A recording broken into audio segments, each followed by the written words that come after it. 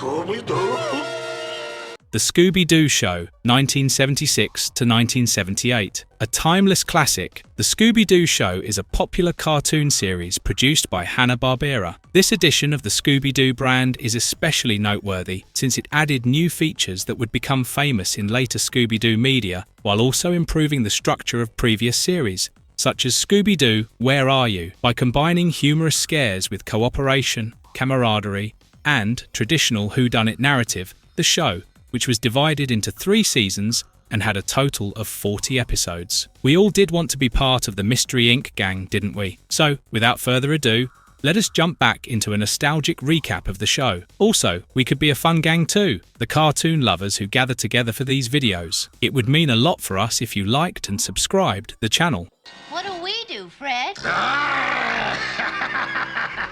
Season 1, 1976. Episode 1, Highrise, Hair Raiser. The episode begins with a bunch of workers working late at a half-built high-rise. Several construction workers are frightened away by the appearance of the spectre of Ebenezer Crab. Meanwhile, at a nearby pizza parlor, the Mystery Inc. gang finds their pockets a little tongue-tied. So, Shaggy, Scooby and Fred decide to take on temporary work after spotting a help-wanted ad for a construction site. They also hear about a string of local safe robberies. The gang heads to the site, where they meet the owner, Mr. Doherty. He explains that many workers have quit due to sightings of a spectre haunting the building. The site used to be home to a house rumoured to be haunted, but it was relocated. Thus, Velma and Daphne head to the newspaper library to investigate more on the matter, while Shaggy, Scooby and Fred reluctantly start work on the upper floors of the building. There, 2 workers, Jim Rivets and Red Sparks, show them around. Not long after, the spectre appears,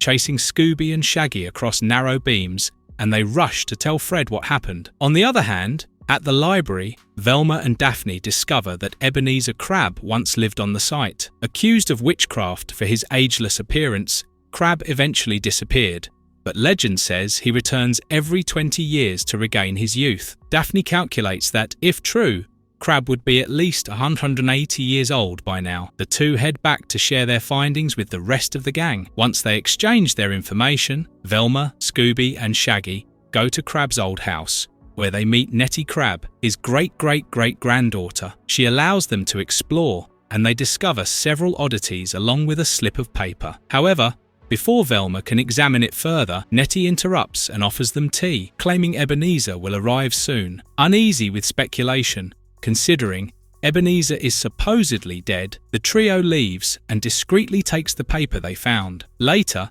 they relay the strange encounter to Mr. Doherty, who reveals that Nettie Crab has been dead for half a century. Velma shows the gang the paper, which turns out to be a receipt for a telescopic lens. They visit the lens company, where the owner explains the lens gathers light to see in the dark. While driving away, the gang realizes the spectre is on the roof of their van. They manage to escape, but the spectre steals the lens after a chase. Later, the gang learns about another safe robbery. This turns the gears within their heads, and they realize something crucial. The construction site is at the center of all the thefts. Thus, they set a trap to catch the spectre. However, the ghost arrives unexpectedly and chases Scooby and Shaggy across the building's beams. The pair tries to corner the ghost, but they accidentally crash into the hanging beam, which slams into a penthouse where Nettie is. The cement spills, trapping both Nettie and the spectre. Unable to flee, the culprits are revealed to be Jim Rivets, who was posing as Nettie, and Red Sparks, who was posing as the spectre. The pair had been using the telescopic lens to watch people open safes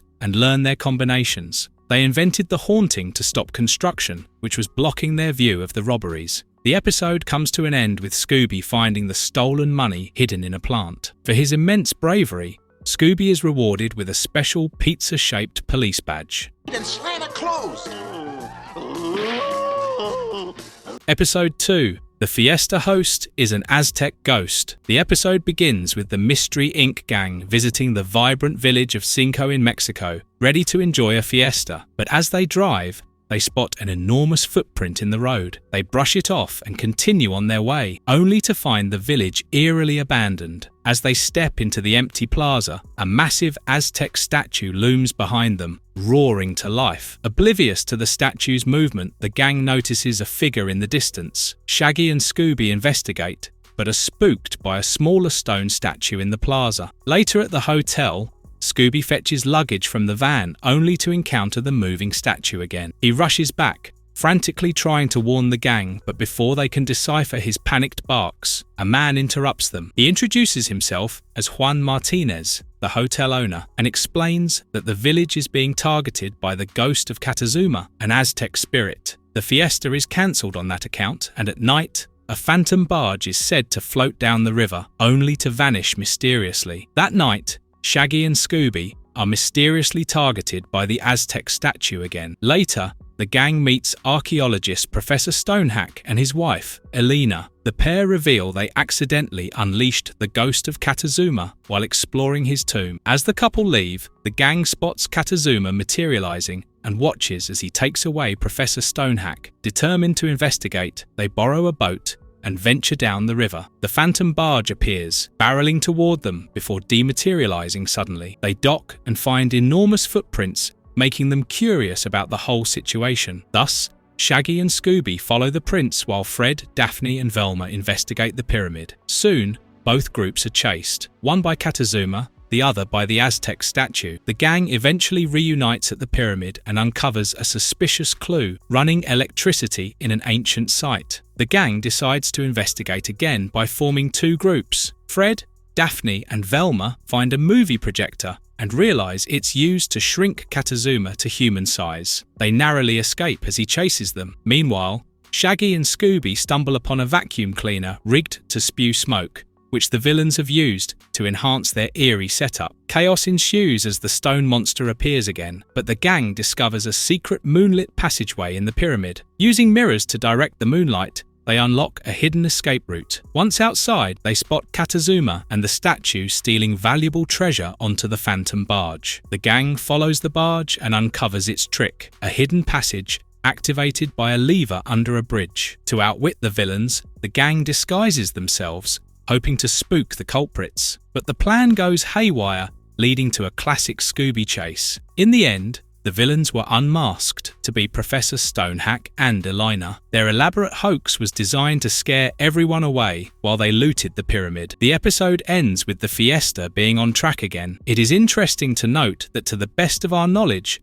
this is the first episode in which the team solves a mystery that is not in the US. Going like that without even moving your lips. Episode 3, The Gruesome Game of the Gator Ghoul. The gang are on a road trip heading to see Ma and Pa Skillet, owners of a showboat restaurant and proud relatives of Scooby's cousin, Scooby Doo, who were acquainted with one another back when they were pups. As they drive deeper into the swamp, an eerie tension sets in, and a shadowy figure with glowing yellow eyes seems to follow them. At the showboat, the gang is warmly greeted by Ma and Pa Skillet and the excitable Scooby Doo. The Skillets, however, are worried. Their restaurant, famous for its Finoki Fizz, is in trouble because of the Gator Ghoul, a menacing creature that's been terrorizing customers. The gang feels that they should help and begins investigating in the machinery room, but quickly gets a taste of the danger when the Gator Ghoul appears, chasing them briefly before Scooby Doo, in a comedic mishap, scares off the ghoul alligator. Later, the gang meets two of the Skillet's employees, Simon, the gruff and unhelpful handyman, and Alice Dovely, a kind and nurturing maid. They are immediately set off by Simon's rough behaviour. Thus, the gang investigates his room and finds a magazine about local swamp legends, including the Gator Ghoul. With no solid leads, the group splits up to search the showboat. Meanwhile, Scooby, Shaggy and Scooby Doo have another run-in with the Gator Ghoul, who goes after them. Scooby, Scooby Doo and Shaggy run away onto the water wheel. In the chaos, Scooby Doo stumbles upon a new discovery. The ghoul alligator is a motorized alligator suit labeled as property of the Beauregard Film Company, which once shot a movie in the swamp. When the gang reunites, Velma recalls that most of the filming took place in an old shack nearby. Therefore, the gang decides to investigate some more. This leads to the discovery of two key items: a piece of stationery from Coca-Cola, a rival soda company, and shredded papers. While piecing together the fragments, the team debates their next steps. Later,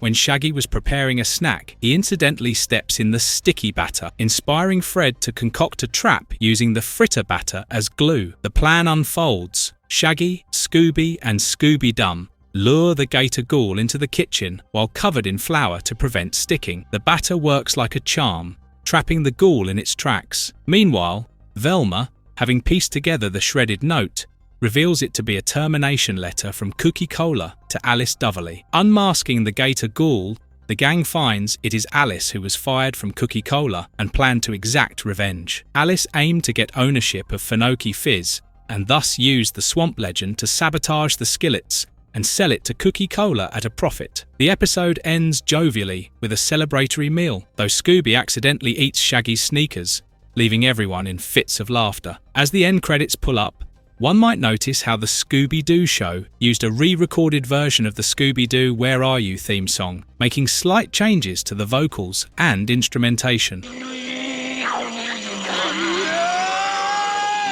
Episode 4. What a Shocking Ghost. The mystery machine groaned through the thick snowstorm as the gang pressed on toward their ski getaway, but their plans took a detour when the fuel gauge hit empty. The gang spotted a sign for Winter Haven and hoped to refuel. What they found instead was a ghost town, deserted streets, shuttered shops, and an out-of-service gas station. At the town's ski lodge, they met Mayor Dudley. He explained the town's plight: no power, no people, and a terrifying presence. The 10,000-volt ghost. According to the mayor, Winter Haven had been a thriving tourist destination until a freak snowstorm years ago. When Voltner, an electrician, tried to repair a snapped power line, an explosion occurred. Voltner vanished, and soon after, the ghost appeared, sending the townspeople fleeing. Shaggy and Scooby wanted no part of a ghost story, but without gas, they were stuck. The gang decided to investigate, starting at the power plant. Inside,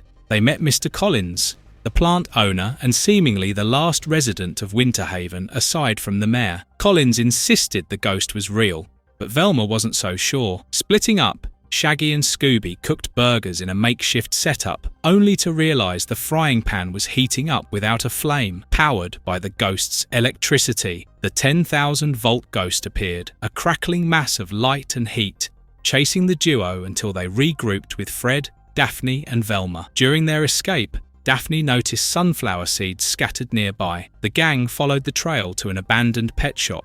Inside, they discovered a rubber suit and an underground tunnel leading to the power plant. Meanwhile, Daphne and Fred searched Voltner's house, finding a cryptic note with parcel numbers 27, 28, 43, 44, 45. At the library, Velma uncovered property records linking those parcels to the mayor, but before they could dig deeper, the ghost attacked again, sending the gang scattering. Shaggy and Scooby managed to hide in a row of filing cabinets, eventually reuniting with the others. Later, Fred devised a new plan. As the show tags on, one can easily notice how Velma's analytical skills and Fred's leadership were better emphasized. Even Daphne, who was often considered as the classic the damsel in distress, began to develop a more active role. This episode in particular emphasizes Fred's meticulous planning skills and Velma's deductive capabilities. Using an electromagnet rigged to a snowmobile, they lured the ghost to the power plant. The trap worked,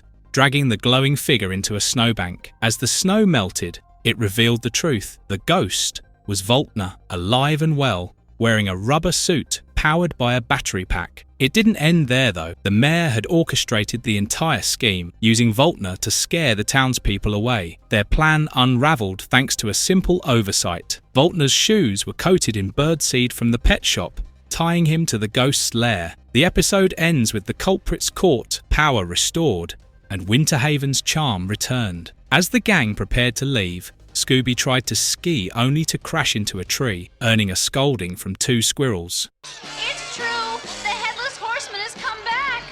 Let's get out of here! Episode 5. The Headless Horseman of Halloween. The episode begins on a foggy Halloween night. A raucous party is underway at the Grand Crane Manor. The mansion is teeming with guests in festive costumes, bobbing for apples, enjoying the buffet, and swapping ghost stories. Scooby Doo and the gang are among the revelers, joined by Scooby's lovable but dim-witted cousin, Scooby Dum, while Fred, Daphne and Velma mingle in the library with Beth Crane, a descendant of the infamous Ichabod Crane. Scooby, Shaggy and Scooby Dum predictably stick close to the snacks. Suddenly, a horrifying sight cuts through the fog outside. A horseman with a blazing, grinning pumpkin for a head galloping by on a dark steed. To draw a little context on this episode's inspirations, aka the Headless Horseman. The Headless Horseman is originally a mythical figure that often presents itself in European folklore from the medieval age. It naturally has inspired many stories, including the lore of the Sleepy Hollow Cemetery in New York. This episode draws from that myth and is set in the Sleepy Hollow. However,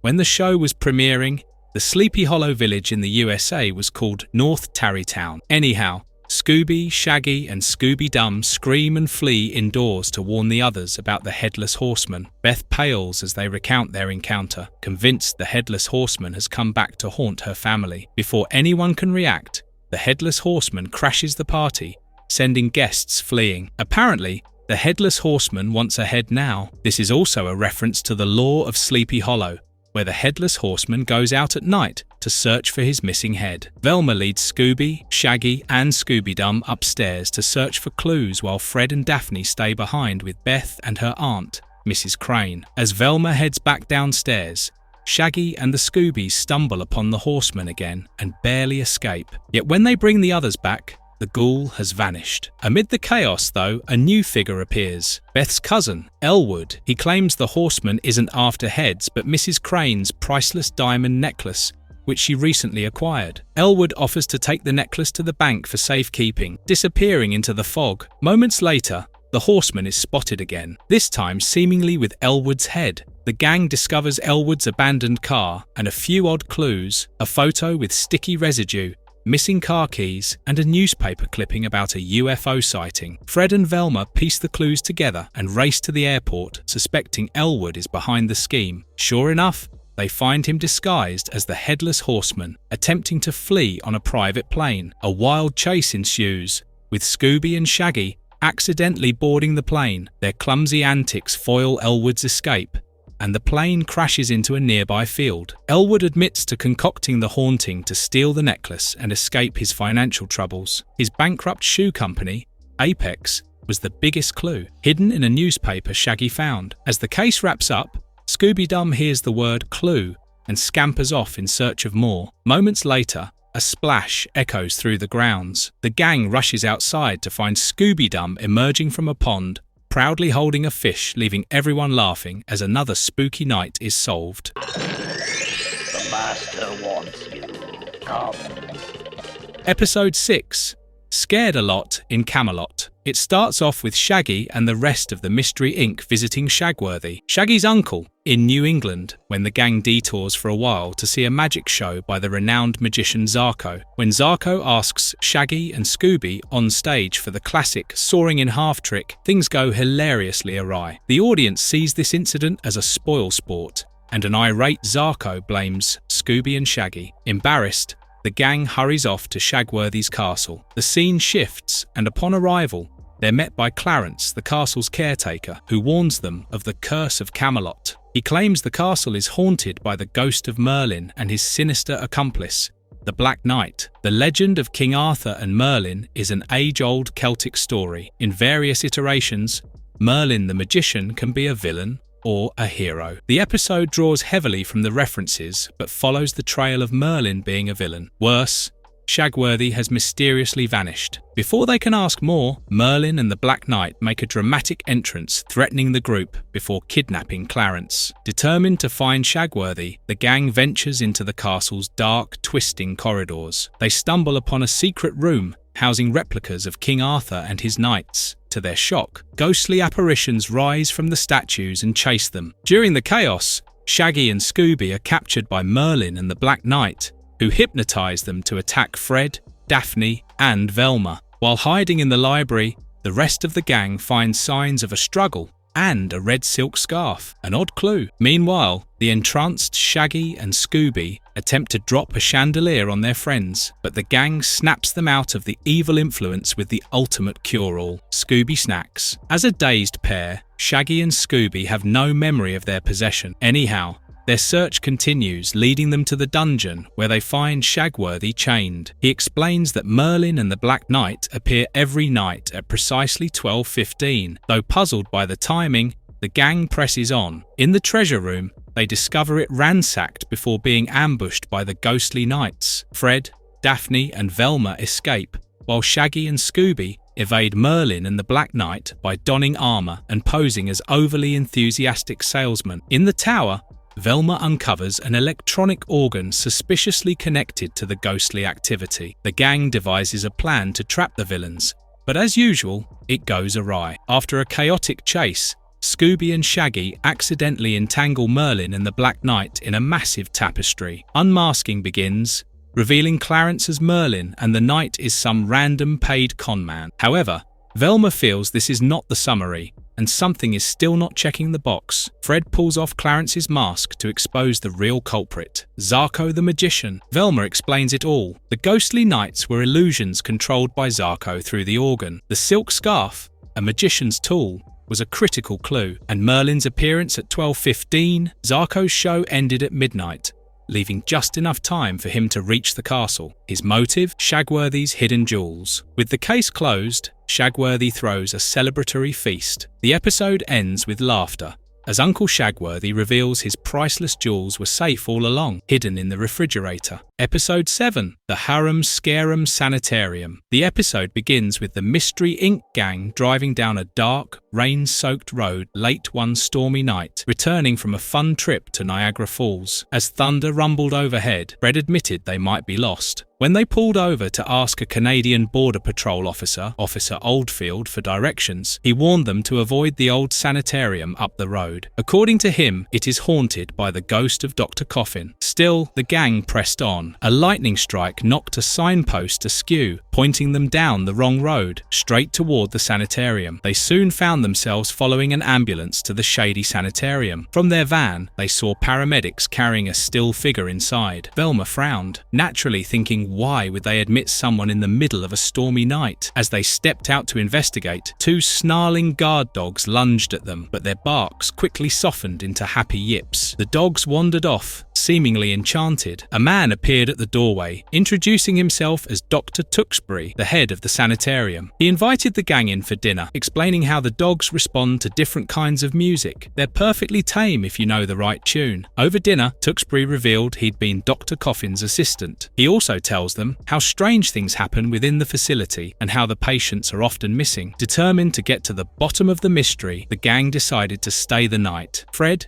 Shaggy and Scooby shared one room while Daphne and Velma bunked in another. In the middle of the night, Scooby's growls woke the boys. Outside their window, the ghostly figure of Dr. Coffin loomed. Scooby sniffed out a secret passage, leading them to a room with a massive mirror. Shaggy accidentally hit a switch, revealing a solar furnace, a strange contraption for a sanitarium. Suddenly, Dr. Coffin appeared in the mirror and the trio bolted. Meanwhile, Daphne and Velma spotted the paramedics carrying another patient. Suspicious, they followed the ambulance down a treacherous road to a chasm where it vanished. The spectral figure of Dr. Coffin appeared on a nearby cliff, cackling before disappearing again. Back at the sanitarium, the haunting continued. A sinister organ melody entranced Scooby, luring him. The gang snapped him out of it, but got chased by the guard dogs again, straight into a wig-filled storage room. Splitting up, Shaggy and Scooby stumbled into a hidden laboratory where Dr. Coffin himself chased them. Meanwhile, Fred, Daphne and Velma discovered the morgue, where they realized the patients were gold bars disguised with wigs and sheets. The paramedics had been smuggling gold out of the sanitarium. The gang reunited just as Dr. Coffin and his henchmen tried to escape with Shaggy and Scooby under a blanket on a gurney. A chase led to an abandoned mine, where Dr. Coffin's gang fell into a machine wrapping gold in bread wrappers. When unmasked, the ghostly doctor turned out to be Officer Oldfield. He had used the sanitarium and the legend of Dr. Coffin to hide his smuggling operation. As dawn broke, Mystery Inc. packed up to leave. Scooby danced with Daphne until the guard dogs approached with wagging tails. Daphne teased as Scooby scampered off, leaving the mystery solved and the gang ready for their next adventure. The show reflects 1970s pop culture in subtle ways, such as friendships amongst the gang, like the cute dancing sequence between Daphne and Scooby.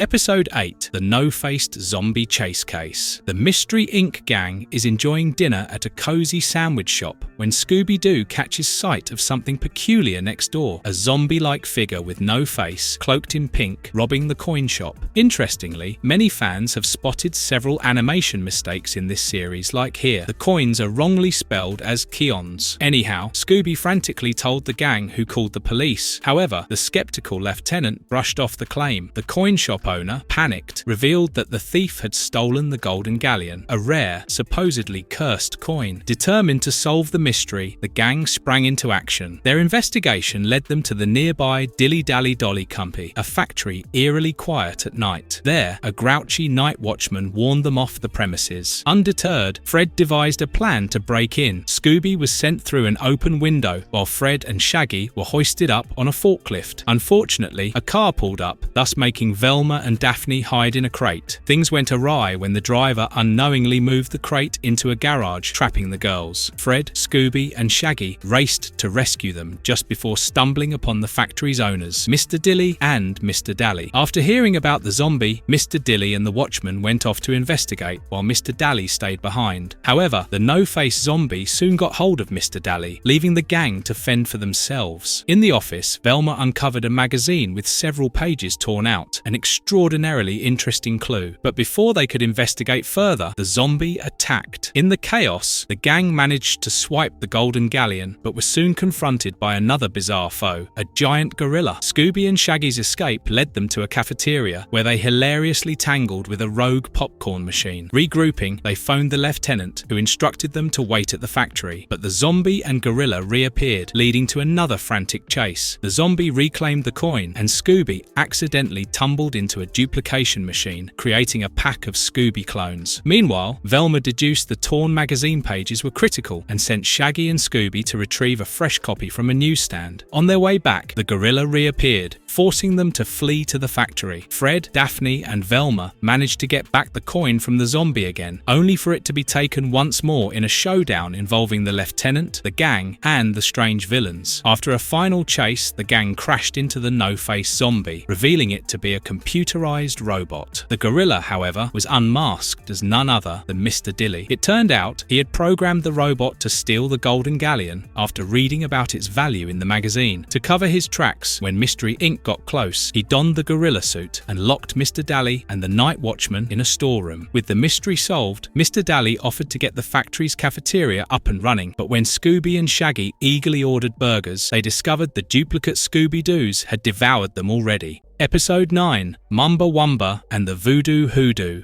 The gang is thrilled to attend the concert of their old friend Alex Super, who has risen to fame as the lead singer of a hit band. As the band performs their newest song, Mamba, the vibe suddenly turns eerie. An ancient shaman materializes amidst swirling smoke, accusing them of desecrating a sacred chant by performing the song. Before anyone can react, he vanishes in a puff of smoke, taking the band's only female member, Lila, with him. Determined to help Alex, the gang follows the clues to Maison Dupree, the sprawling plantation where Lila grew up. The atmosphere at the plantation is unsettling, and their search uncovers creepy voodoo dolls resembling each member of the band, even their manager, Roger. Just as tension builds, a zombie emerges, chasing Shaggy and Scooby through the house and into the dark, swampy grounds. Later, steadily, all the band members mysteriously vanish, leaving the gang scrambling to uncover the truth behind the haunting events. Meanwhile, after narrowly escaping the zombie, Shaggy and Scooby find themselves lost in a grassy field. A strange thumping from a nearby hollow log catches their attention, and they brace themselves, thinking it might be Mamba. To their relief and mild annoyance, it's only a frog, but before they can catch their breath, they hear ominous voodoo drums in the distance. Panicked, they run until they find themselves atop a hut. From their hiding spot, they realize they've stumbled into Mamba's hiding place. Inside, they see Alex and his bandmates Ray and Deke tied up. To their horror, Lila is also there, but she's been turned into a zombie. Mamba looms over the captives, demanding they sign a parchment swearing never to play the sacred chant again. Fearing for their lives, Alex signs it. At that moment, Shaggy and Scooby's hiding spot is discovered, leading to a chaotic chase. In a surprising twist, the frog snatches the parchment, setting off everyone present in a wild pursuit of a single frog. However, Shaggy and Scooby manage to escape with the parchment, handing it to Fred, Daphne and Velma, who slowly start to put the situation together. Velma quickly devises a trap to catch Mamba and unravel the mystery. Their plan succeeds, and when the police arrive, the truth comes to light. Roger, the band's manager, was behind the Mamba disguise, with Lila faking her zombie transformation. The other zombie was Roger's accomplice. The entire scheme was orchestrated to scare Alex and the band into signing away their rights to the lucrative song. The parchment Alex signed wasn't a magical vow. It was a legal release cleverly disguised as an ancient document. With the mystery solved, the gang and the band celebrate with a hearty dinner of crawdad gumbo. Gumbo and voodoo dolls are specialties of the Louisiana.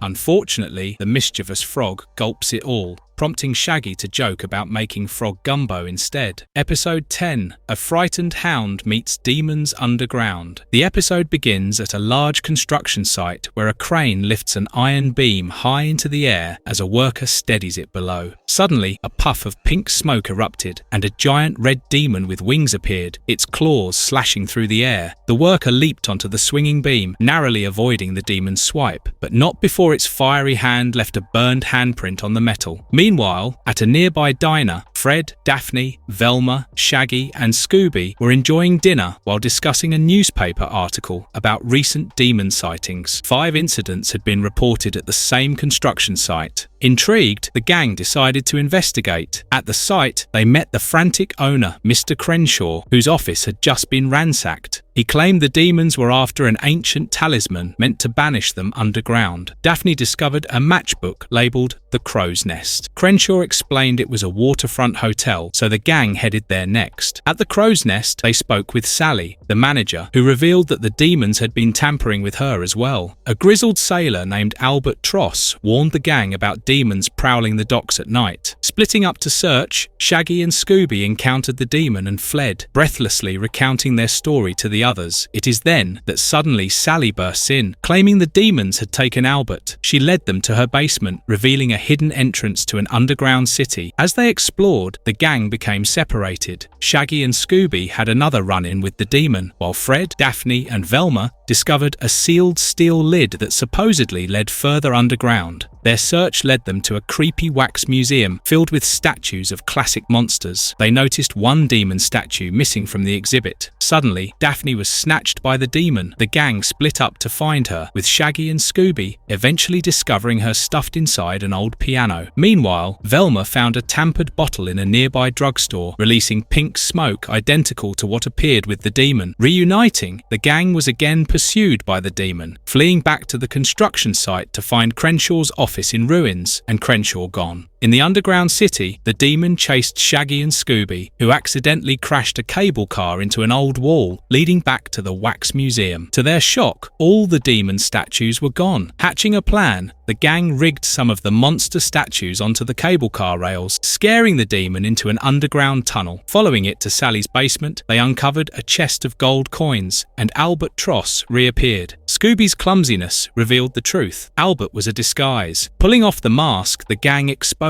the culprit, Sam Crenshaw. He had used the Tross persona to access the treasure hidden in the underground city. To divert suspicion, he created the demon using smoke effects from the drugstore and animated the wax statues for added fear. With the mystery solved, the gang are back at the diner. Scooby panicked at the sight of his steaming lobster, thinking the demon had returned, but the gang had a good laugh at Scooby's expense. Though later, our adorable dog joined in too. Episode 11, A Bum Steer For Scooby. The mystery machine zoomed through the arid desert on the way to Daphne's Uncle Matt's ranch, but the gang's adventure took a spooky turn when a ghostly bull streaked across the sky, forcing Fred to swerve off-road. Shaken, they reached the ranch, where they shared their eerie encounter with Uncle Matt. A rancher, Sam Farron arrived with troubling news. Cattle had gone missing. Uncle Matt explained the legend of Temuka, a flying bull said to guard the burial grounds of an ancient cliff-dwelling tribe. Scooby and Shaggy's nerves were soon tested when a ghostly figure appeared, but it turned out to be Lenny, the ranch's cook. Later, the tension rose when the foreman reported more missing cattle. Shaggy, Scooby, and Uncle Matt headed to the sheriff's station, while Fred, Velma, and Daphne investigated the pasture. On the way, Shaggy and Scooby found themselves alone after Uncle Matt mysteriously vanished in a tunnel. Terrified, they returned to the ranch, where Fred and the girls discovered a fence cut with wire cutters and no tracks to follow. Their investigation was interrupted when the flying ghost bull returned, chasing everyone back to the ranch. Determined to solve the mystery, the gang ventured into the desert, following tire tracks to a cliffside burial ground. Nearby, they stumbled upon a hidden pasture brimming with stolen cattle. However, the foreman shooed them away, claiming it was Sam Farron's property. Suspicious, they returned to the burial grounds, where things turned even stranger. Inside the cliffside tombs, Velma lost her glasses, leading to the discovery of a crumbling skeleton. Funnily, this is the only instance in the entire series of the Scooby Doo show where Velma loses her glasses. Meanwhile, Shaggy and Scooby, stationed outside, were spooked by a ghostly figure performing a ritual dance. The pair bolted inside to warn the others, and chaos ensued as Temuka appeared. The gang scattered, navigating the eerie maze of tunnels while dodging the Indian ghost. Shaggy and Scooby stumbled into a nesting eagle, while Fred, Velma, and Daphne uncovered the truth. A mechanical bull suit, complete with helicopter rotors, explained the flying bull. The gang caught the Indian ghost red-handed, preparing to flee in the mechanical bull. After setting a trap, they captured the culprit and pieced together the mystery. The cowhide Shaggy and Scooby had encountered earlier was part of the rustlers' scheme to disguise themselves while stealing cattle. To catch the thieves in the act, Shaggy and Scooby donned the cowhide and were transported by truck to the mountains, where Fred, Velma, and Daphne were waiting. Though the rustlers briefly captured the gang, Uncle Matt made a heroic return, subduing the foreman and revealing the truth. The Indian ghost was unmasked as Lenny, the cook, while Sam Farron was behind the rustling scheme. The duo had rebranded stolen cattle to disguise their theft, using Temuka's legend as a cover. As the dust settled, Fred, Daphne, and Velma mistook a real cow for Scooby and Shaggy, only for the pair to emerge munching on carrots. This episode intermittently takes place in Texas, which is famous for its cow ranches. Episode 12, There's a Demon Shark in the Foggy Dark. The episode kicks things off with two men from India landing at a US airport carrying two unusual items: a suitcase full of priceless pearls destined for the county museum and a shark encased in ice for Aqualand. Unfortunately, a storm raged outside as the airport locked up for the night. Unbeknownst to anyone, the ice around the shark began to melt. The next day, Scooby Doo and the gang were enjoying an afternoon of water skiing. While Scooby and Shaggy took turns on the skis, Fred, Daphne, and Velma relaxed in the boat. Suddenly, a news bulletin interrupted the music on the radio. Pearls, whose net worth stands at $2 million, were taken from the airport. Velma frowned, puzzled, clearly finding the situation odd as the only thing in the storage room was the frozen shark. Before they could speculate further, an actual shark began chasing Scooby and Shaggy, forcing the gang to crash into a rocky cliff. Climbing the rocks, they stumbled upon Aqualand. Inside, their shock doubled as they encountered a bipedal shark monster. Fleeing for their lives, the gang managed to lose the creature and made their way to the manager's office, where they met Mr. Dreyfus, Aqualand's manager. He suspected the aquarium's scientist, Professor Beaker, might have accidentally brought the shark to life with a mysterious spellbook. So, the next stop of the gang was to visit Professor Beaker in his lab, only to find the shark still frozen in ice. Beaker denied having a spellbook and appeared as baffled as they were. Suspicious, the gang then questioned Mr. Wells, the manager's assistant. He claimed he hadn't seen the shark and mentioned his hobby, cabinet making, particularly crafting hollow compartments and fake bottoms. Soon, while Fred, Daphne, and Velma searched for clues, Shaggy and Scooby hit the restaurants. There, they stumbled upon the mysterious spellbook and the shark monster again. Fleeing in terror, they accidentally dropped the book into a crab tank. Meanwhile, the others found suspicious evidence in Mr. Dreyfus's office: a pearl exhibit brochure and shipping receipts for oyster boxes from a local fish market. Regrouping, the gang retrieved the book from the crab tank, only to discover it was just a cookbook. But when the shark appeared again, it grabbed the oysters Shaggy and Scooby had fished out of the tank. This made them utterly suspicious, as generally, sharks do not need oysters, either for fine haute dining or extracting pearls within. Realizing they were onto something, the gang set a trap using Scooby as bait. Though the trap didn't go as planned, they still managed to capture the shark. Inside the oysters, they found the stolen pearls. The shark was unmasked as Mr. Wells, who had orchestrated the entire scheme. Using his cabinet-making skills, he'd built a secret compartment under the frozen shark and smuggled himself and the pearls from India to the US. After stealing the pearls, he hid them inside oysters, intending to ship them past police roadblocks. When Mr. Dreyfus refused the shipment, Wells created the shark monster to scare him off and seize control of Aqualand. With the mystery solved, Scooby celebrated by water skiing again, this time wearing a full night costume, just in case any sharks decided to show up. As interesting as the episode was, you will find its plot similar to one of the episodes from its predecessor show, Scooby Doo, Where Are You? Episode 13. Scooby Doo, Where's the Crew? It all begins with Professor Poisson, a famous oceanographer, being tasked by the museum to recover artifacts from the sunken ship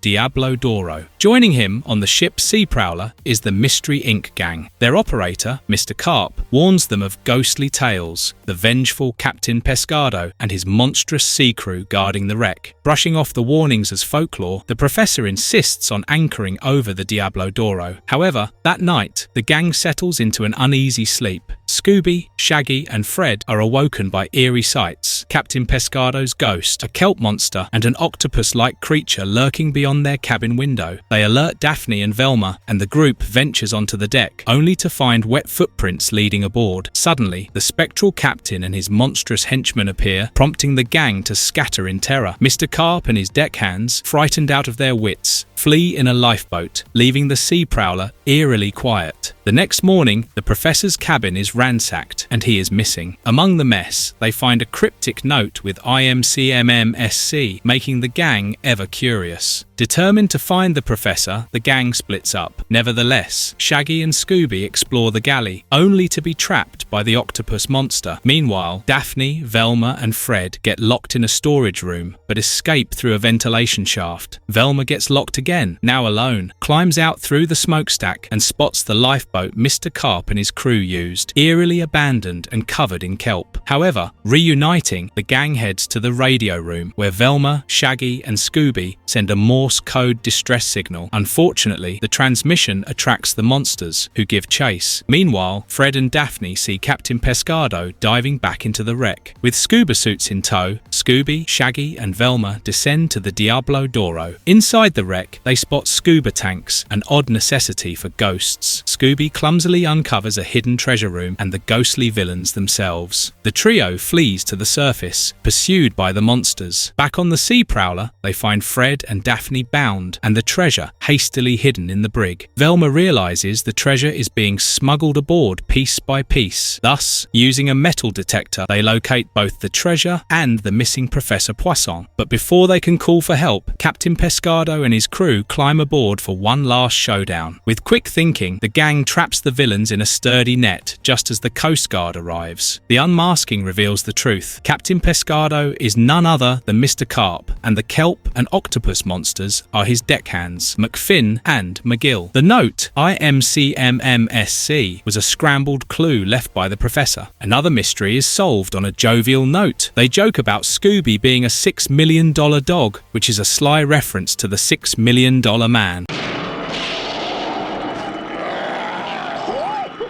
Episode 14, The Ghost That Sacked the Quarterback. The episode starts off with the Mystery Inc. gang spending a day at a high-stakes football game between the Hawks and the Cougars, rooting for the Hawks. The atmosphere is electric as fans cheer wildly. Suddenly, fireworks light up the sky, filling the field with smoke. Amid the confusion, Flash Granger, the Hawks' star player, vanishes into thin air. The excitement turns to chaos when the ghostly figure of a long-dead football player appears atop the scoreboard. Determined to crack the case, the gang visits Mr. Prentice, the stadium's owner. He explains the legend of the Rambling Ghost, a player from the 1930s who was booed off the field and vowed revenge before disappearing forever. Mr. Prentice insists the ghost's curse has returned to haunt the stadium. Intrigued and undeterred, the gang gets to work. Their investigation begins at the Hawks practice session, where Crunch Connors, a teammate of Flash,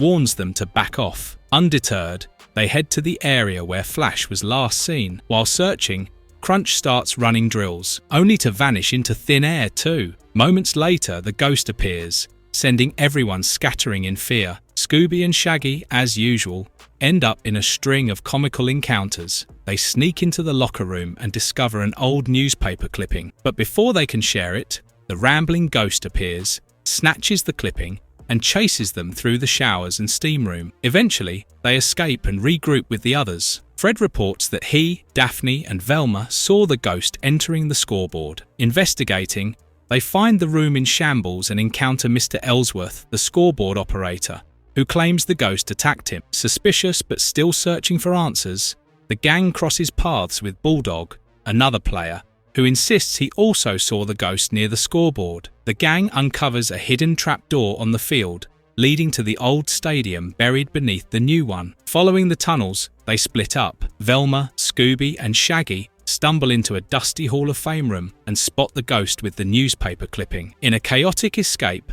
they manage to grab the clipping but fall through another trapdoor. They land in a room where Flash and Crunch are being held hostage. Scooby's quick thinking helps them break free, and they reunite with the rest of the gang. Now, mightily curious, Fred devises a classic trap to catch the ghost. Despite Scooby and Shaggy's bumbling, the plan works, and they unmask the rambling ghost, only to reveal Mr. Ellsworth underneath. But Velma notices something off. Pulling off yet another mask, they uncover the true culprit, Buck Bender, a disgruntled former coach Mr. Prentice had fired years ago. The newspaper clipping contained evidence of Buck's shady dealings, and he wanted revenge on the stadium and its owner. With the mystery solved, the Hawks return to the field, clinching victory against the Sharks. Interestingly, the Scooby Doo show emphasized the gang solving mysteries on their own. This further solidified their reputation as independent teen detectives.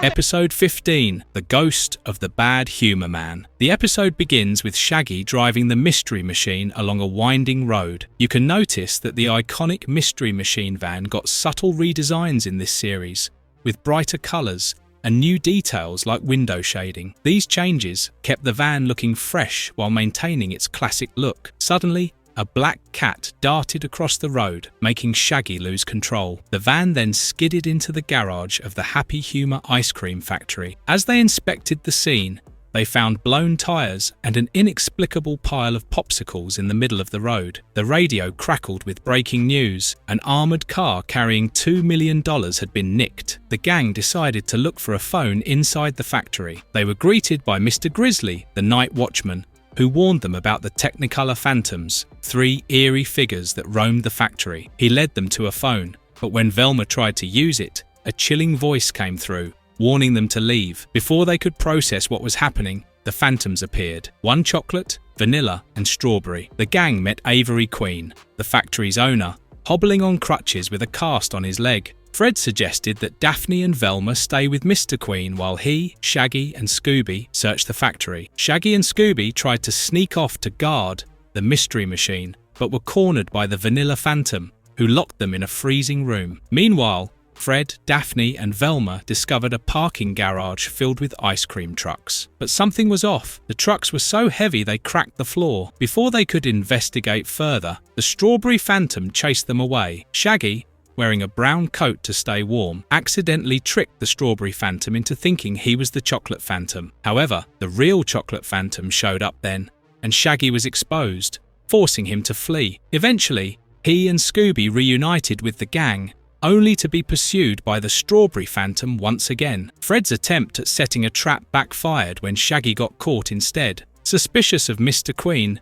they returned to find him moving without his crutches. He fled into a room and disappeared. Moments later, the Vanilla and Strawberry Phantoms reappeared. Shaggy and Scooby fell through an air duct, landing in a milk processing room, where Scooby accidentally broke a valve which led to the room being overflowed with milk. Meanwhile, Velma's sharp eyes noticed cans of white paint, leading her to realise the ice cream trucks were actually disguised armoured vehicles. In the parking garage, the gang uncovered a painted-over armoured car. Just as they connected the dots, all three phantoms attacked. Shaggy and Scooby, tumbling through another air duct, landed on the phantoms, stopping them cold. Unmasked, the phantoms turned out to be Mr. Grizzly and two accomplices, who had stolen the armoured car and planned to smuggle the money in a painted truck. Mr. Queen admitted his cast had been a ruse to hide his own cash from the crooks. With the villains arrested, the gang wrapped up another mystery,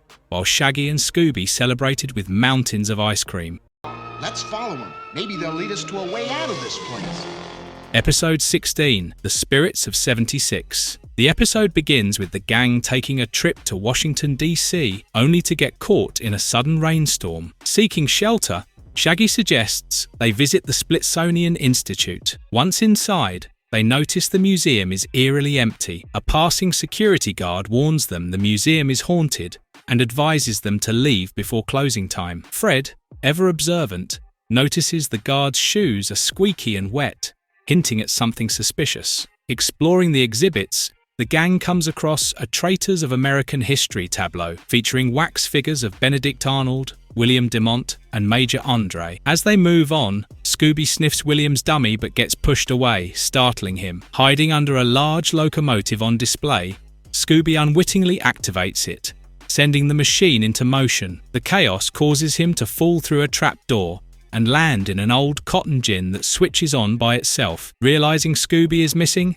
the gang splits up to find him. They encounter another guard, Mr. Clive, who also warns them about closing time. As the gang searches, Scooby's whelps lead them back to the locomotive. They discover the trapdoor and free Scooby from the cotton gin's tangled belts. Meanwhile, Mr. Clive and another guard, Mr. Grumper, mistakenly assume the gang has left and activate the museum's time lock. Thus, stuck inside, the gang examines the cotton gin and discovers newer parts mixed in with the old machinery. They find extra wax dummies in the basement and are suddenly confronted by the ghost of Benedict Arnold. As the gang investigates further, Fred and the girls follow wet footprints that lead to a wall, only to be chased by ghosts. Meanwhile, Scooby causes a dinosaur skeleton to collapse while fleeing from William Demont's ghost. Regrouping upstairs, they meet Mr. Clive, who confirms the museum is sealed until noon. They hear the locomotive start up again, and Mr. Grumper explains it frequently malfunctions. When Scooby accidentally scares the train's engineer,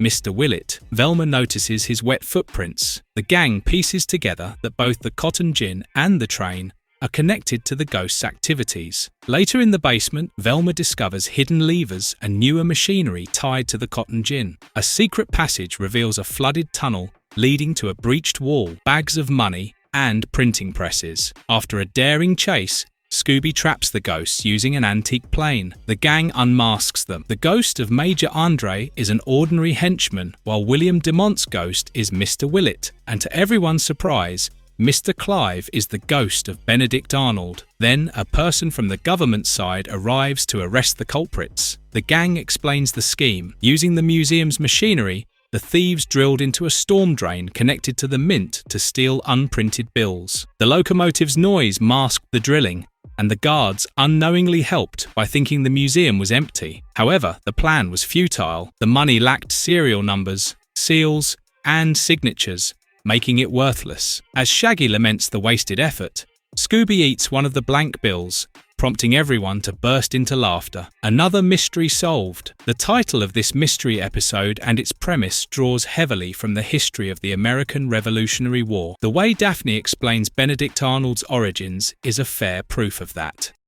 Hey, Vikings! Yoo-hoo! Yoo-hoo! Season 2, 1977, Episode 17, The Curse of Viking Lake. The episode begins with the gang going to Viking Lake to visit Velma's Uncle John, who invited them for a relaxing fishing adventure. But when they finally get to his cabin, they find it uninhabited, though everything else, like the lights and hearth fire, blazing. Puzzled, Daphne spots Uncle John's journal lying open on the table. The latest entry hints at mysterious happenings at the lake, including sightings of a ghostly Viking ship. Tucked between the pages, they discover a strange sheet covered in Viking runes. For a little background interference, Vikings had one settlement in North America on the Newfoundland island. Anyhow, While the gang puzzles over the journal, Scooby lets out a yelp. He spotted a ghostly Viking outside the cabin. Chaos ensues, and when the group regains their composure, they decide to split up. Fred,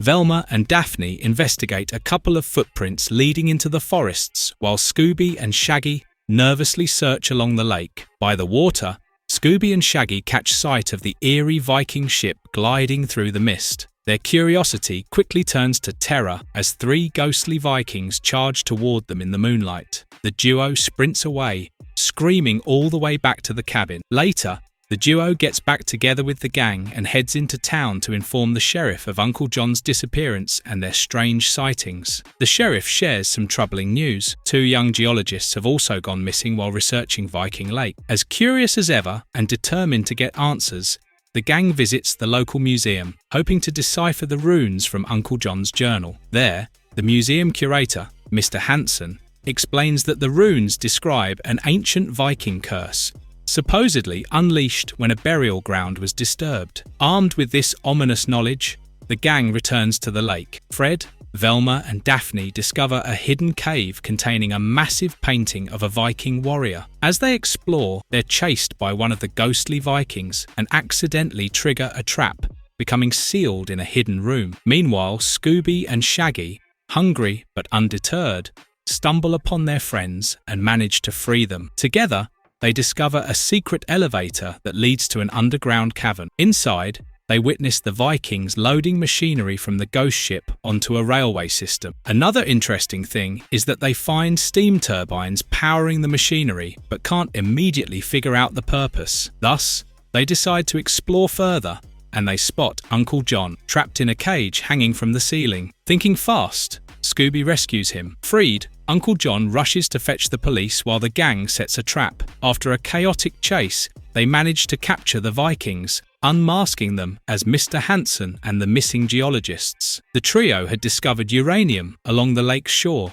and concocted the Viking ghost story to terrorize visitors away and keep their operation secret. They tried to silence Uncle John when he discovered their scheme. With the villains arrested, the gang finally gets to enjoy some fishing with Uncle John.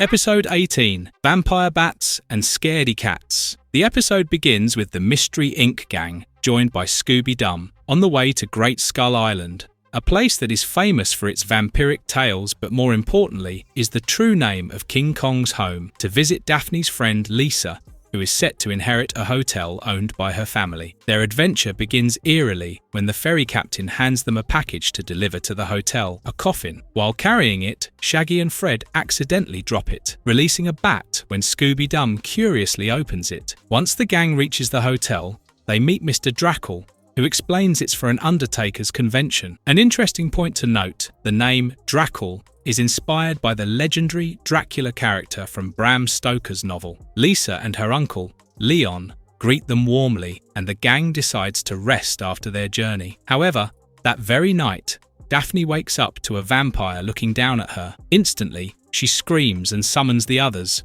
but amid chaos, the vampire flees. Thus, the gang begins another of their sleuthing adventures by investigating the hotel. Soon, Scooby Doo discovers a ventilation duct that might explain how the vampire entered. Shaggy, Scooby, and Dum crawl inside to explore, while Fred, Velma, and Daphne fill Lisa in on the situation. However, the phone suddenly rings, and when Daphne answers, all she hears is a strange, high-pitched tone. Meanwhile, in the ventilation duct, the vampire appears and chases Shaggy and Scooby, who narrowly escapes. Later, the duo gets together with others and they find a dog whistle on the floor. Later on, Uncle Leon drops a bombshell. Lisa's grandfather was allegedly a vampire who wished to turn her into one. This piqued their interest, and the gang splits up to investigate further. Shaggy, Scooby, and Dum stay with Lisa, who later answers the phone and hears the same high-pitched sound. Suddenly, she transforms into a vampire and begins chasing them, joined by the alleged grandfather vampire. The terrified trio escapes and alerts the others. Velma finds a piece of paper titled Exo 6 Desmo, while Shaggy and the Scoobies witness Lisa being led into a coffin. Not long after that, Fred and Velma quickly piece things together. They wake Lisa from her trance with a few firm smacks, and she regains her senses, confused and frightened. The gang devises a plan to trap the vampire. Though it doesn't go as planned, they ultimately capture him, revealing Uncle Leon as the culprit. He had concocted the vampire story to frighten Lisa into a mental breakdown, triggered by a hypnotic dog whistle and the high-pitched bell sound on the phone. His goal? To claim the hotel inheritance for himself. The XO6 Desmo note was an order for vampire bats from a local exotic pet store, which he used to enhance the illusion. The next day, Lisa thanked the gang, offering a reward. Shaggy, initially modest, quickly changes his tune when the reward turns out to be a feast of hamburgers. This works, I'm gonna run away and join the circus. Now! Episode 19. Hang in there, Scooby Doo. The episode begins with the Mystery Inc. gang heading to the canyons in the southwest for a hang gliding competition, where Fred is set to compete. As they arrive at a picturesque ranch near the cliffs, their excitement quickly turns to unease when a terrifying pterodactyl-like creature swoops toward them before disappearing into the sprawling canyon. They meet Mr. Bohannon, the ranch's gruff manager, who shares a strange legend. Millions of years ago, the canyon was home to dinosaurs and pterodactyls, some of which supposedly evolved into man-like creatures. The gang exchanges skeptical glances, but agrees to investigate. The next day, as the competition begins, Scooby accidentally gets tangled in a hang glider and is swept into a cave high in the cliffs. The gang scrambles to find him and stumbles upon a hollow wall in the cave where Scooby has taken refuge. Intrigued, they decide to explore further. Inside, they discover footprints spreading out in two directions. Splitting up, Shaggy and Scooby end up being chased by the fearsome pterodactyl ghost, while Fred,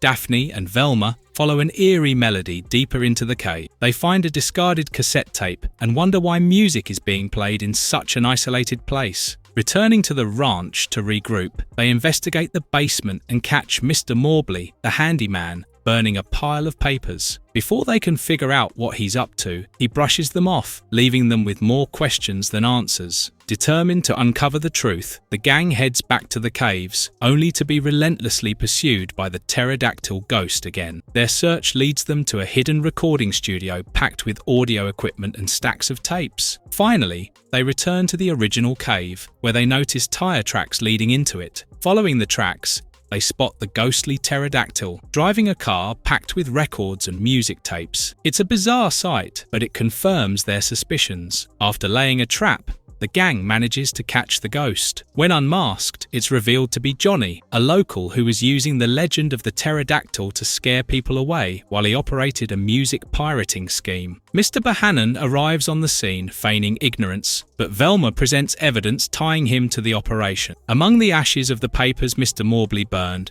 was a purchase order for pirated tapes, signed by Bohannon. Cornered, Bohannon denies everything, until the sheriff moves to arrest him. His facade crumbles soon enough and he attempts to flee. He doesn't get far, thanks to Scooby and Shaggy, who hilariously trap him with a raft. With the culprits in custody, the gang solves another intriguing mystery. An interesting point to note about this episode is that while pirating music might seem easy to us nowadays, back in the 70s, it wasn't easy, and people tended to actually earn quite a lot dealing in it. Thus, Mr. Bohannon's proclamation of $1 million operation. 20. The Chiller Diller movie thriller. The episode begins with the Mystery Inc. gang joining Scooby Doo on the set of their actress cousin Scooby D's latest movie, a remake of Phantom of Dixie. The original film starred the late Milo Booth, a legendary actor whose portrayal of the Phantom is iconic. After filming a scene, Scooby Dee discovers a threatening note in her dressing room, allegedly from Booth's ghost, warning her to abandon the project or face dire consequences.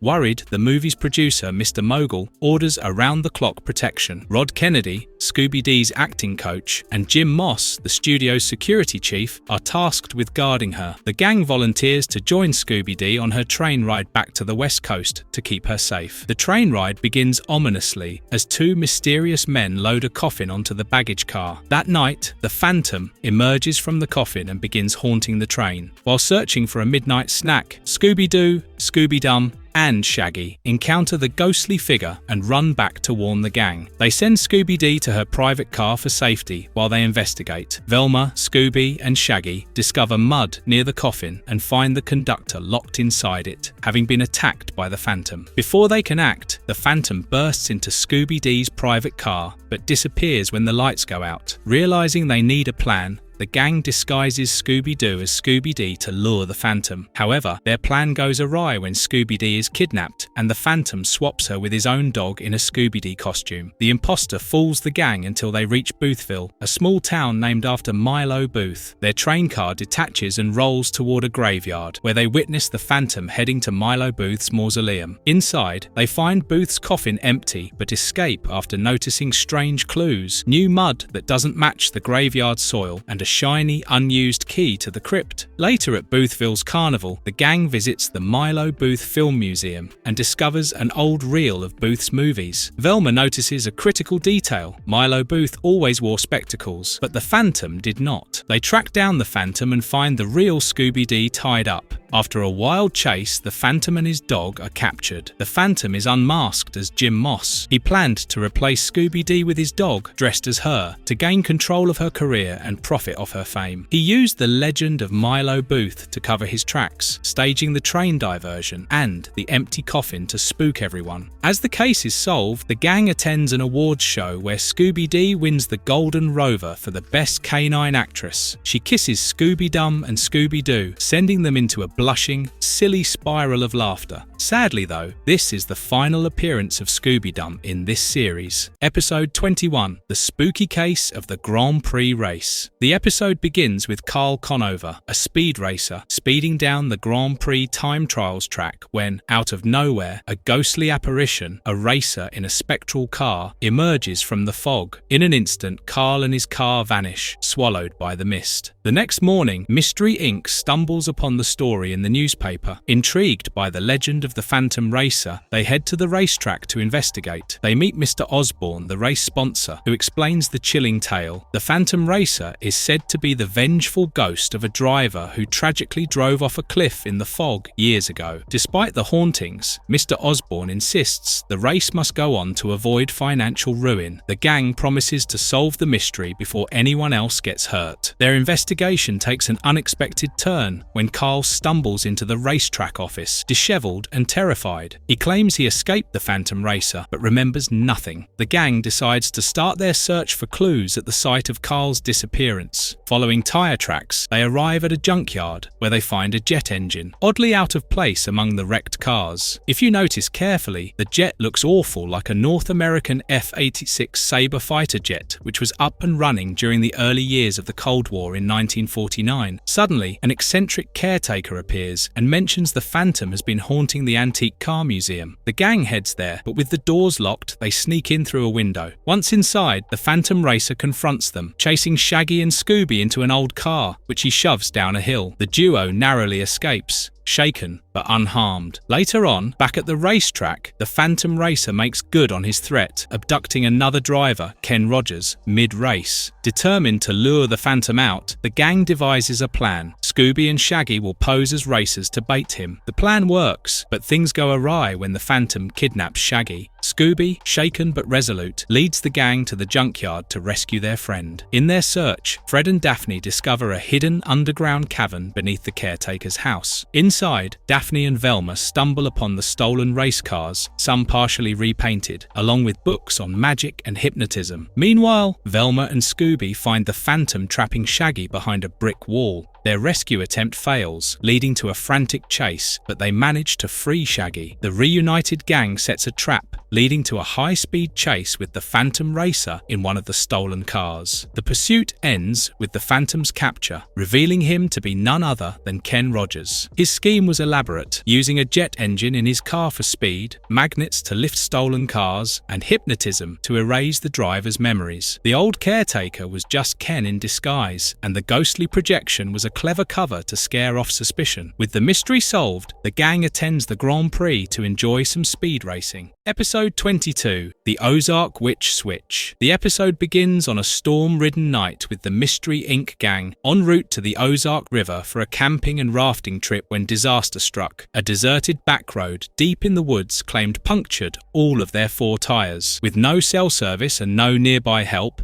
they decided to look for shelter. Spotting an old, weathered cabin hidden among the trees, they knocked hesitantly. The door creaked open, revealing a gruff man who reluctantly invited them in. Inside, they were greeted by his family, who introduced themselves as the Hatfields. The family had been living in the abandoned McCoy cabin for about a year, but things had been far from peaceful. They told the gang about the ghost of Witch McCoy, a woman hanged for witchcraft a century ago. According to the Hatfields, the witch had sworn revenge to drive them out, apparently due to an old family feud. Later that night, as the gang settled down to sleep, Witch McCoy made her eerie presence known, appearing in a swirling puff of smoke. She warned the gang to leave or face the same doom as the Hatfields. Moments later, a scream from Ma Hatfield sent everyone rushing into the living room. There, they found Pa Hatfield, now a croaking frog. Determined to solve the mystery, the gang split up. Fred, Daphne and Velma searched the surrounding woods, while Scooby and Shaggy headed into the nearby town of Spooky Hollow. There, they encountered a cranky general store owner, Aggie Wilkins, who reluctantly shared information about the witch's supposed cave on Spider Mountain. However, before they could call for help, the witch, transformed into a cat, chased them out of the store. Meanwhile, Fred's group discovered a zombie digging feverishly in the woods. Although they tried to catch him, he escaped into the shadows. The gang regrouped and decided to investigate the witch's hideout. In her cave, they found spellbooks and a strange incantation resembling directions. Their discovery was interrupted when the witch appeared, capturing Velma, Scooby, and Shaggy. However, the trio managed to escape.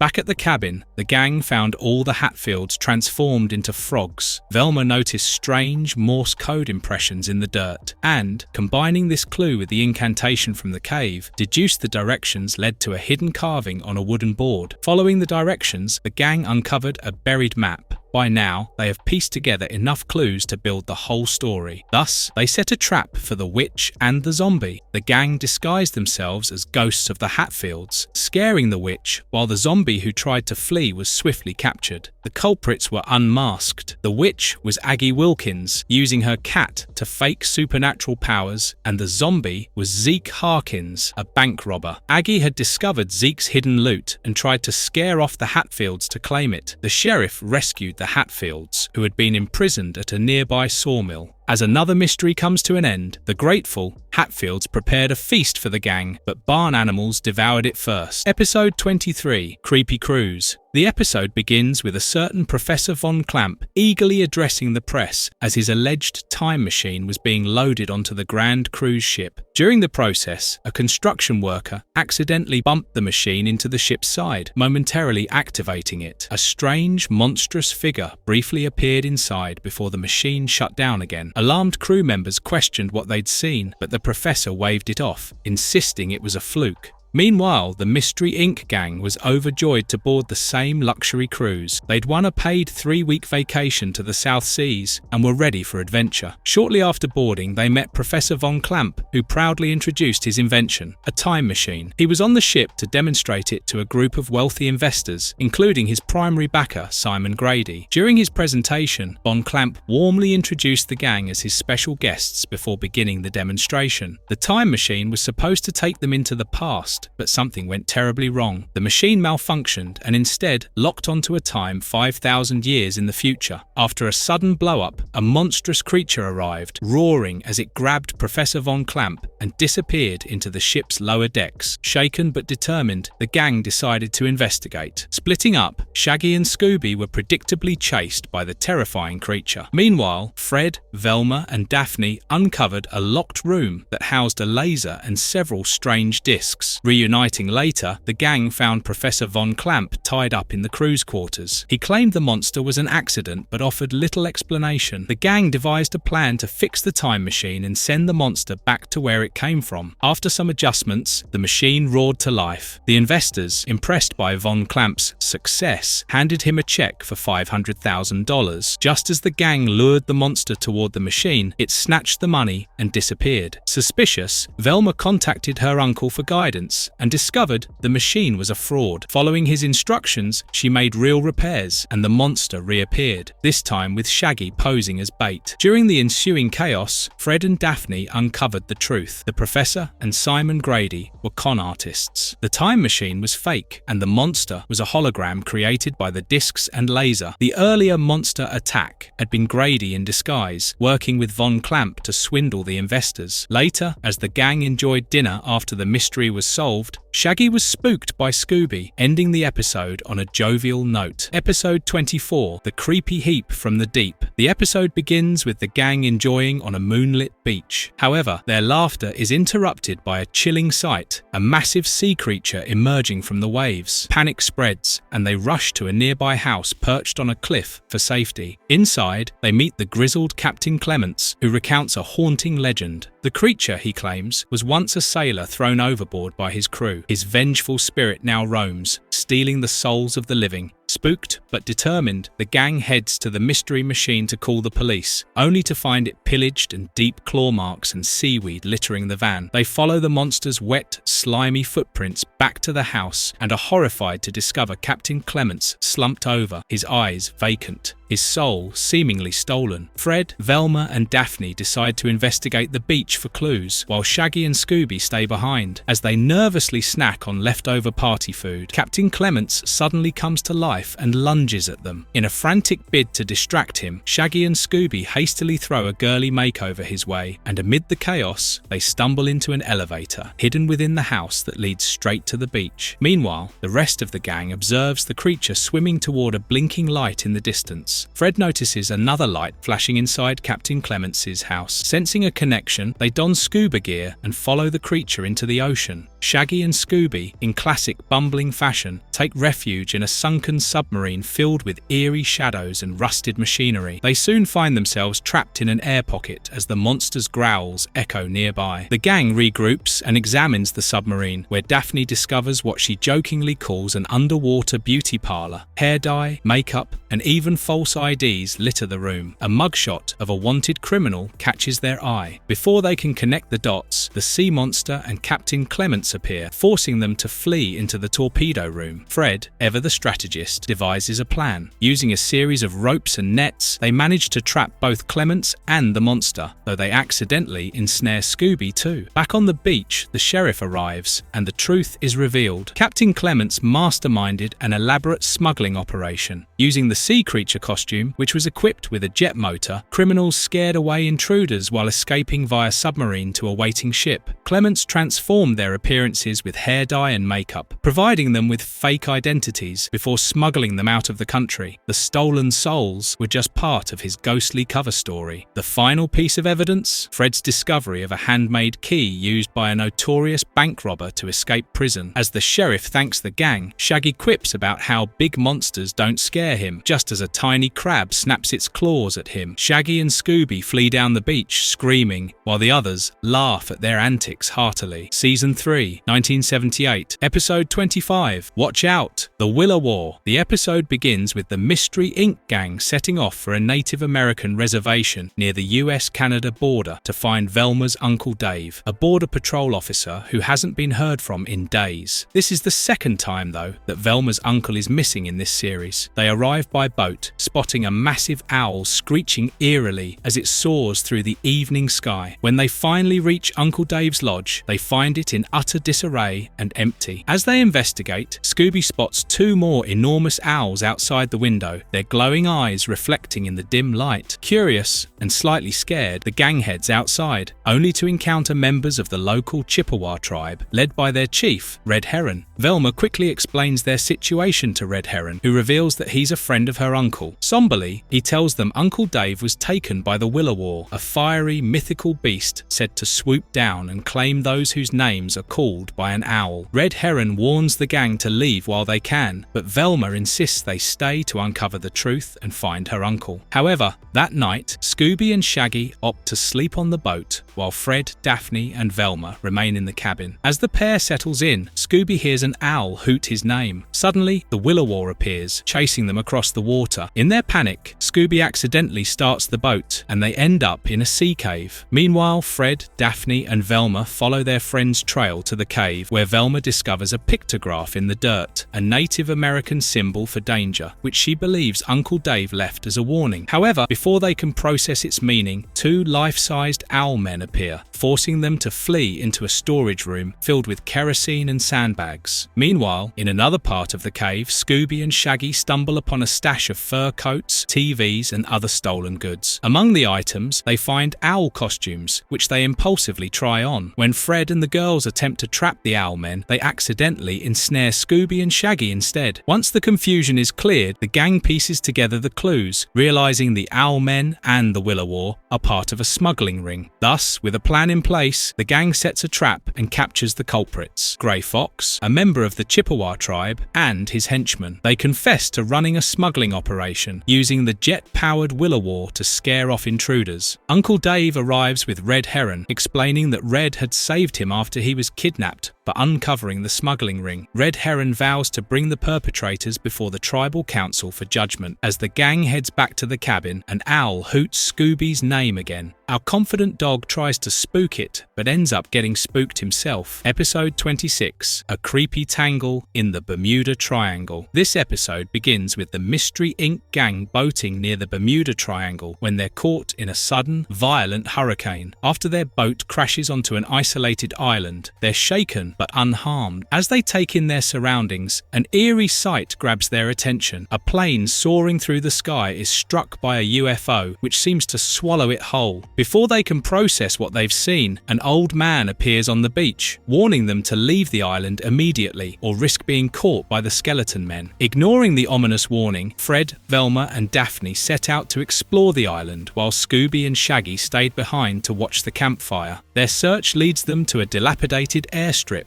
Despite its abandoned appearance, the group notices the controls in the tower are oddly functional, ready to guide a plane in for landing. Meanwhile, Daphne spots fresh wheel tracks leading to the side of a nearby mountain. Intrigued, the trio follows the tracks and discovers a hidden lever that reveals a secret entrance within the mountain. Inside, they find a shocking sight: the missing planes, including the one they saw earlier. Back at camp, Scooby and Shaggy's cozy fire watch is interrupted when they encounter the terrifying skeleton men. The duo flees, stumbling through an old ventilating duct that leads to an underground cavern. There, they find themselves in an underwater lab, but manage to evade their pursuers by hiding under a skylight, watching as the skeleton men search for them. Meanwhile, Fred, Velma, and Daphne realize they need help. Using a radio from one of the grounded planes, they contact a nearby weather base, which promises to alert the authorities. As they piece the mystery together, they notice the planes have been partially repainted, further raising suspicions. The trio eventually stumbles upon a skylight in the underwater lab that projects a UFO hologram into the sky, adding another layer to the island's strange happenings. Just as they're putting the final pieces together, the gang reunites, and a plan is set in motion to capture the skeleton men. After a chaotic chase, they manage to subdue the culprits. During the commotion, Daphne finds Captain Harris, a missing pilot, tied up and gagged inside a submarine. The gang also learns the old man on the beach wasn't a frightened hermit after all. He's a US Navy official investigating the island. Finally, the skeleton men are unmasked, revealing the mastermind to be Mr. Grimsley, the head of the weather base, along with two hired ordinary accomplices. Their scheme? Using the Bermuda Triangle's infamous legends to scare people away while they captured planes, repainted them, and sold them overseas. The UFO hologram was part of their elaborate ruse to keep intruders at bay. With the mystery solved, the gang enjoys a well-earned breather. Another day, another mystery solved. An interesting part of this episode is how they use the myth surrounding the Bermuda Triangle. Even back then, it was known as the Devil's Triangle, because any ship or plane that passes through the area disappears without leaving any trail. Some attribute it to the aliens, like in the episode where the culprits use a hologram of a UFO to con people. But then again, some summarize a certain space-time warp within the bounds of this triangle. Episode 27, A Scary Night with a Snow Beast Fright. When the gang travels to the North Pole to visit their friend, Professor Kreuger, they're excited about a snowy adventure. Upon arrival, they ski down to an Eskimo village where the professor lives, only to find the place in ruins. However, do remember that Eskimo term is now considered rather rude, and Inuit might be a good term to use in the 21st century. Most of the igloos are pillaged and Professor Kreuger is nowhere to be found. As they investigate, Scooby discovers a giant paw print in the snow. Chief Manook, the village leader, arrives and reveals a chilling tale. A legendary 50-foot snow beast has captured the professor.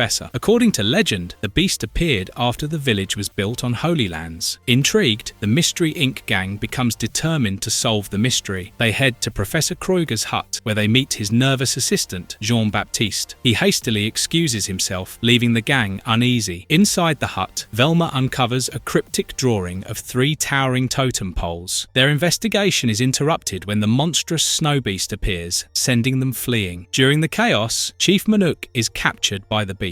Using a dog sled, the gang follows the beast's tracks to the 3 enormous totem poles depicted in Kreuger's drawing. Here, they uncover 2 puzzling clues: black snow scattered around the site and rhythmic thumping noises emanating from inside the poles. Before they can piece it together, the beast reappears, triggering another frantic chase. Escaping the creature, the gang follows its tracks into a nearby ice cave. Inside, the group splits up to cover more ground. Fred, Velma, and Daphne stumble upon an astonishing discovery: a hidden submarine and more of the strange black snow. Meanwhile, Shaggy and Scooby face their usual fate, narrowly escaping the relentless beast. Later, Fred, Velma, and Daphne climb a set of stairs inside the cave and find both Professor Kreuger and Chief Manook imprisoned. As Velma connects the dots, the team devises a plan to trap the snow beast. With Scooby as the bait, the gang leads the creature to a patch of slick ice. The beast loses its footing, crashes into one of the totem poles, and shatters. The gang's suspicions are confirmed. The snow beast is no legendary monster, but a giant robot. It turns out Jean-Baptiste was behind the whole scheme. The totem poles were disguised oil derricks, and the black snow was soot from the drilling. Baptiste had been using the submarine to smuggle the oil out of the region while scaring off the villagers with his mechanical beast. With the mystery solved and the professor and Chief Manook safe, the gang prepares to leave the Arctic. Scooby, however, has one more laugh in store. As he frolics on the ice, a female husky plants a kiss on his nose, leaving Scooby blushing and melting. Episode 28, To Switch a Witch. The episode begins on the annual Halloween night in Salem, and Gar Mooney, the old cemetery caretaker, is digging graves when a glowing witch appears. She's cloaked in a tattered purple robe with a shocking green wig. Terrified, Mooney flees to the home of Squire Marley, a town leader, and bursts inside, breathlessly claiming that the infamous witch of Salem, Melissa Wilcox, has risen from her grave to exact vengeance for being burnt alive 2 centuries ago. This episode draws its premise from the infamous Salem witch trials of 1692. Back then, over 200 women were accused of witchcraft and burned at the stake. Meanwhile, the Mystery Inc. gang is heading to Salem to visit their friend Arlene Wilcox, who recently inherited her family's old house. As they arrive, they find Squire Marley hammering a warning sign onto a tree. He insists they leave town, warning that Arlene has been possessed by her ancestor Melissa Wilcox. The gang, undeterred, goes to Arlene's house to learn more. She explains that Marley mistook her for the witch because of her resemblance and her status as Melissa's direct descendant. Later that night, after getting settled, Shaggy and Scooby put on their Halloween costumes, Shaggy as a peasant and Scooby as a witch, a costume eerily similar to Melissa Wilcox's infamous appearance. As they joke around in their room, the supposed witch suddenly materializes in a cloud of green smoke. Terrified, Shaggy and Scooby barely have time to react before she vanishes. The gang rushes to their room, finding a strange, corrosive liquid eating through the carpet. Peering out the window, they see the witch fleeing to the cemetery. At the graveyard, the gang sees the witch disappear into her grave in another puff of smoke. Velma finds a hot wire behind the tombstone, suspecting it was part of the eerie light show. They return to town, despite another warning from Gar Mooney, and visit the Salem Witchcraft Museum. There, they discover a Wilcox family tree with Arlene's Arlene's name crossed out and replaced with Gemini. Shaggy jokes about astrology, but Velma points out the clue. Gemini could mean twins instead of birth sign. The gang splits up. Shaggy and Scooby go trick-or-treating, but are mistaken for the witch and captured by Squire Marley's mob. They're taken to the museum for a confession via repeated dunking. Meanwhile, Fred, Velma and Daphne discover Arlene hiding in the graveyard after escaping the mob, tipped off by Mooney. Reuniting with Shaggy, the gang heads to the museum to rescue Scooby, but the mob gives chase. They set a trap at the graveyard, and although Shaggy and Scooby accidentally bungle it, the witch falls into another pit. The gang unmasks the witch, revealing her as Arlene's twin sister, naturally unbeknownst to Arlene. The twin, aided by Mooney, had been posing as Melissa Wilcox to frighten Arlene out of town and claim her inheritance. The glowing effects were created with wires, and the acid on the carpet came from a makeshift battery. With the culprits in custody, Marley apologizes, and Arlene thanks the gang. Later, Shaggy tends to Scooby, who caught a cold from all the confession dunking. Poor little boy. He could not even say his catchphrase without sneezing into oblivion. Episode 29, The Tar Monster. The episode begins with the Mystery Inc. gang travelling to Turkey to visit their friend, Dr. Brixton, an archaeologist who has made an extraordinary discovery, an ancient underground city that has remained hidden and bereft of human interference for thousands of years. However, their excitement is short-lived when Dr. Brixton reveals troubling news. His workers have fled in fear, claiming to have seen a terrifying tar monster haunting the excavation site. As a result, work has come to a standstill, and worse still, one of his assistants, Stoner, has mysteriously vanished. Determined to help, the gang begins investigating. While exploring the area that night, they encounter the tar monster themselves, a hulking, oozing figure that chases them through the excavation site. After narrowly escaping, they follow the creature's sticky tracks to a nearby tar pool where they discover a piece of ancient pottery submerged in the viscous muck. The next morning, they descend into the underground city with Dr. Brixton. The city, with its intricate carvings and labyrinthine corridors,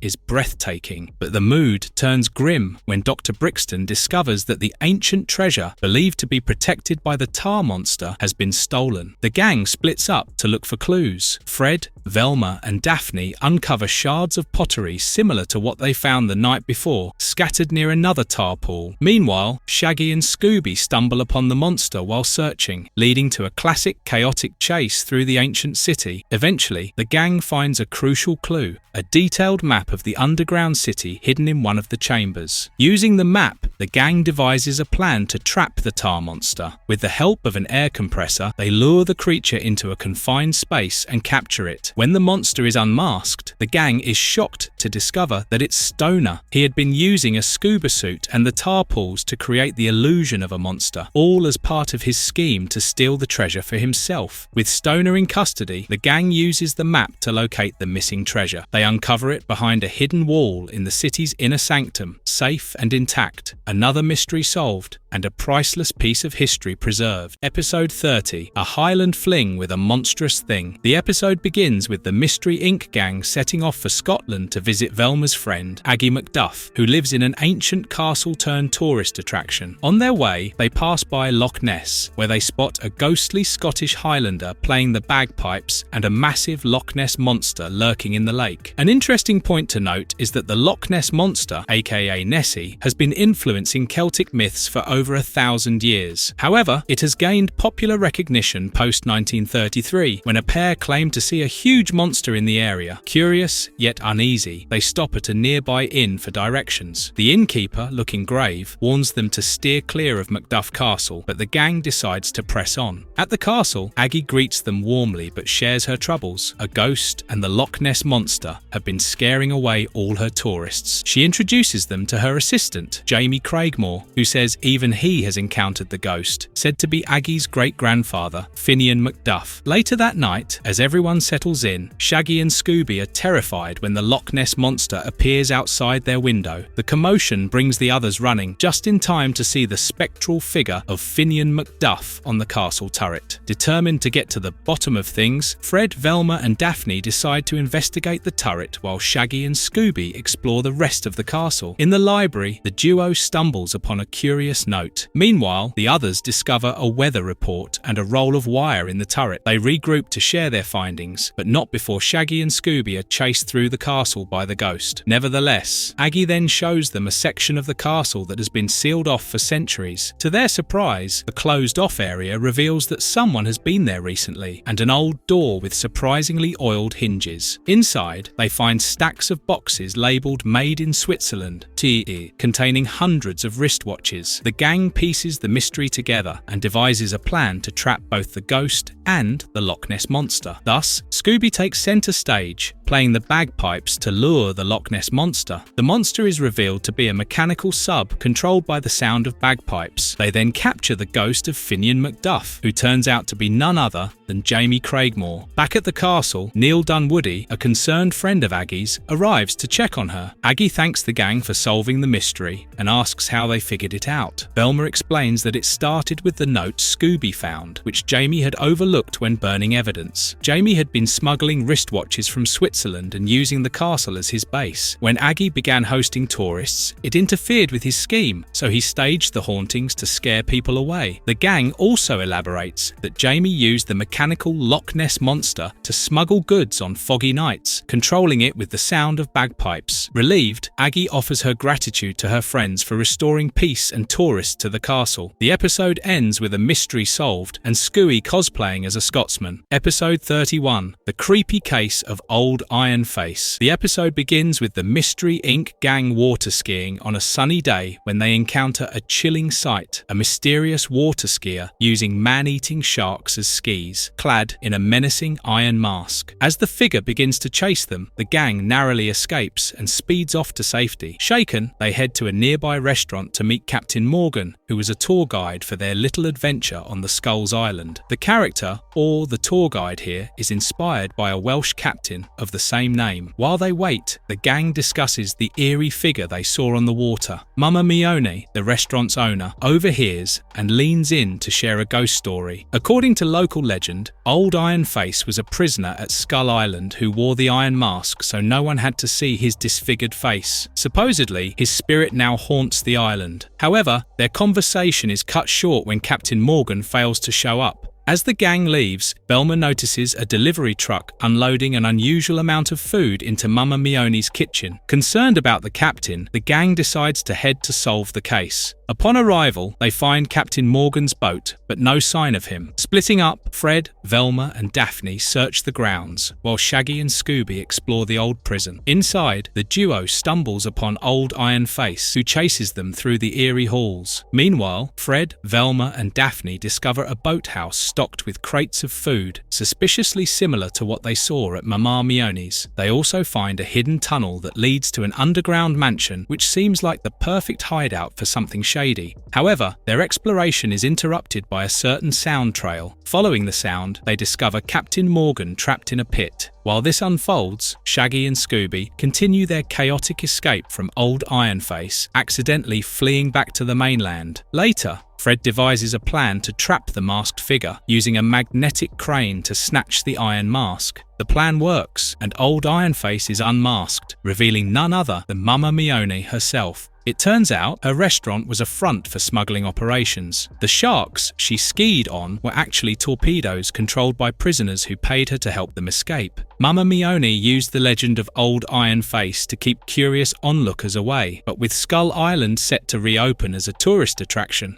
her criminal clients demanded transport back to the mainland, forcing her to abandon the hideout. With Mama Mione apprehended by an undercover detective, the group heads out for home. Episode 32, Jeepers, It's the Jaguaro. The episode begins with the Mystery Inc. gang flying to Rio de Janeiro. Unfortunately, though the gang's plane, which was being piloted by Luis and Jose, runs low on fuel and makes an emergency landing deep in the Brazilian jungle. The pilots warn them they're in Jaguaro country, which is the home to a legendary creature with the body of an ape and the head of a saber-toothed tiger. The locals, known for being headhunters, worship the Jaguaro as a god. With no other choice, the gang splits up to search for help. Fred, Velma, and Daphne head toward a nearby village, while Shaggy and Scooby trail along the river. As they explore, Shaggy and Scooby encounter the seemingly real Jaguaro, who chases them relentlessly. They barely escape by crossing the river. Meanwhile, Fred, Velma, and Daphne stumble upon Barney, a filmmaker with a motorboat. Barney explains that their plane's crash disturbed the Jaguaro idol, bringing it to life. He offers to help and leads them back to the plane, where they find it attacked and the two pilots AWOL. Splitting up again, Fred, Velma, and Daphne follow tracks into the jungle, while Shaggy and Scooby stay behind. Unfortunately, the duo is captured by the natives, who haul them off to their village. The others discover mining equipment within an old hut. They reconnect with Barney, who is now with Luis, and board the motorboat. Before parting ways, Barney hands Luis a roll of film to deliver in Rio. Suspicious, the trio searches the plane again and finds feathers and evidence pointing to the natives' involvement. Determined to rescue Shaggy and Scooby, they venture into a cave near the native village, where they uncover the Jaguaro statue. Odd, since Barney claimed it had come to life. Shaggy and Scooby manage to escape but are chased by the natives and the Jaguaro. The pursuit ends at a rickety bridge, which collapses under the weight of the creature, trapping it in the river below. Fred and the gang rush to unmask the Jaguaro, revealing Barney underneath. Jose, freed from Barney's boat, explains that Barney tied him up after catching him observing a suspicious diamond mining operation. Back at the crash site, Velma pieces the mystery together. Luis and Barney orchestrated the emergency landing as a cover to smuggle uncut diamonds. Barney used the legend of the Jaguaro to scare off the locals while secretly mining the gems. The scratches they found on Barney's boat matched diamonds from the hut, confirming their theory. When confronted, Luis tries to deny everything, but Velma reveals the film roll Barney handed over is packed with diamonds. With the case solved, the gang gets dressed in festive costumes and joins the carnival celebrations in Rio de Janeiro. Episode 33. Make a beeline away from that feline. The episode begins with the Mystery Inc. gang deciding to visit Daphne's Aunt Olivia Dervey, who lives in a charming New York apartment. However, something feels off this time. On their way to her apartment, the gang stumbles upon a commotion, a jewelry store robbery in progress. Before they can intervene, Scooby trips and falls into an open sewer grate. To everyone's shock, he catches a glimpse of a strange, cat-like creature scurrying away with its paws full of stolen jewels. When they finally arrive at Olivia's apartment, she greets them with visible exhaustion. Later, she confesses she's been plagued by terrifying nightmares. It all started a few weeks ago, when she received a peculiar cat-shaped medallion in the mail. Since then, her dreams have been disturbingly vivid. In them, she transforms into a feline creature and commits crimes. Adding to the mystery, Olivia's doctor, Dr. Bell, has been prescribing her medication to help her sleep.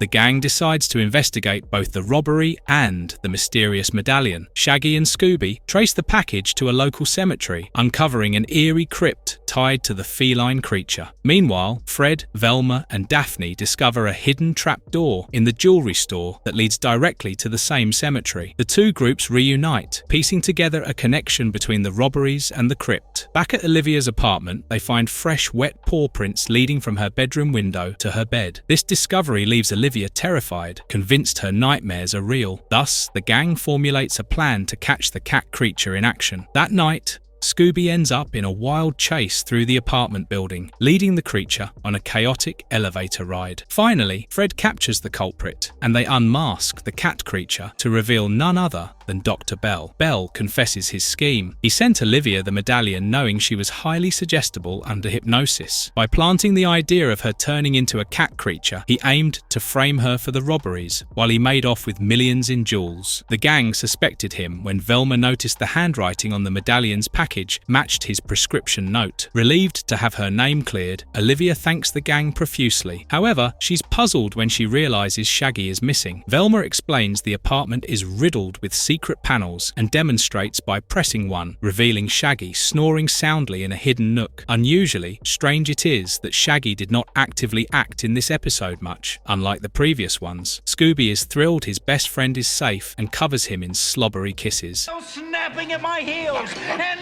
7-foot insects scaring me half to death.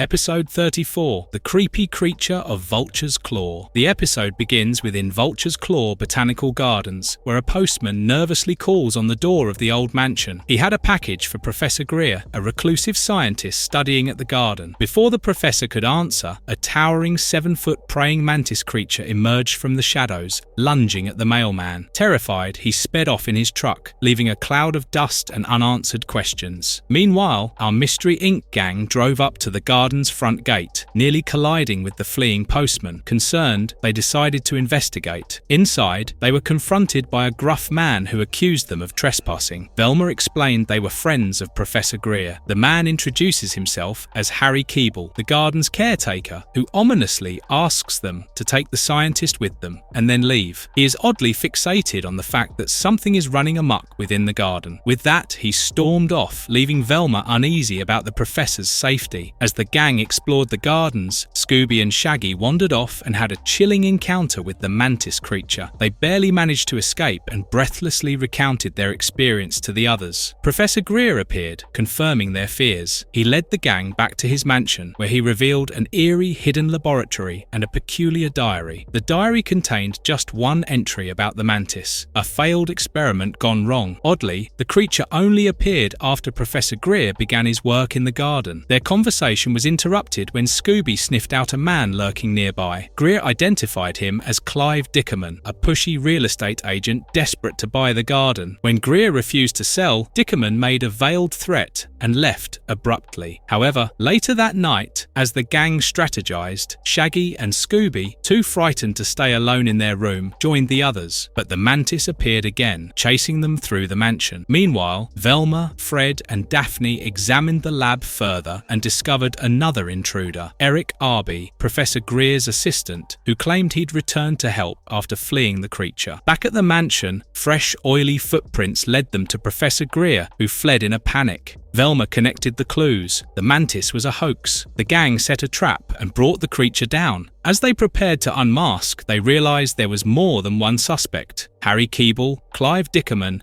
Eric Arby, etc. However, none were the mantis. Finally, Velma revealed it was Professor Greer all along. Sadly, this episode showcased how even the gang's friends could be culprits. Velma pieced it together. The lab was staged with non-functional equipment and a diary meant to deceive. The oily footprints proved Greer had been outside in the mantis disguise. The growls were recordings, and the mantis they saw outside the window was a simple cardboard cutout on a pulley system. Greer orchestrated the ruse to drive people away, intending to buy the garden himself after discovering valuable oil beneath the property. Keeble commended the gang for their sleuthing as another mystery comes to a close.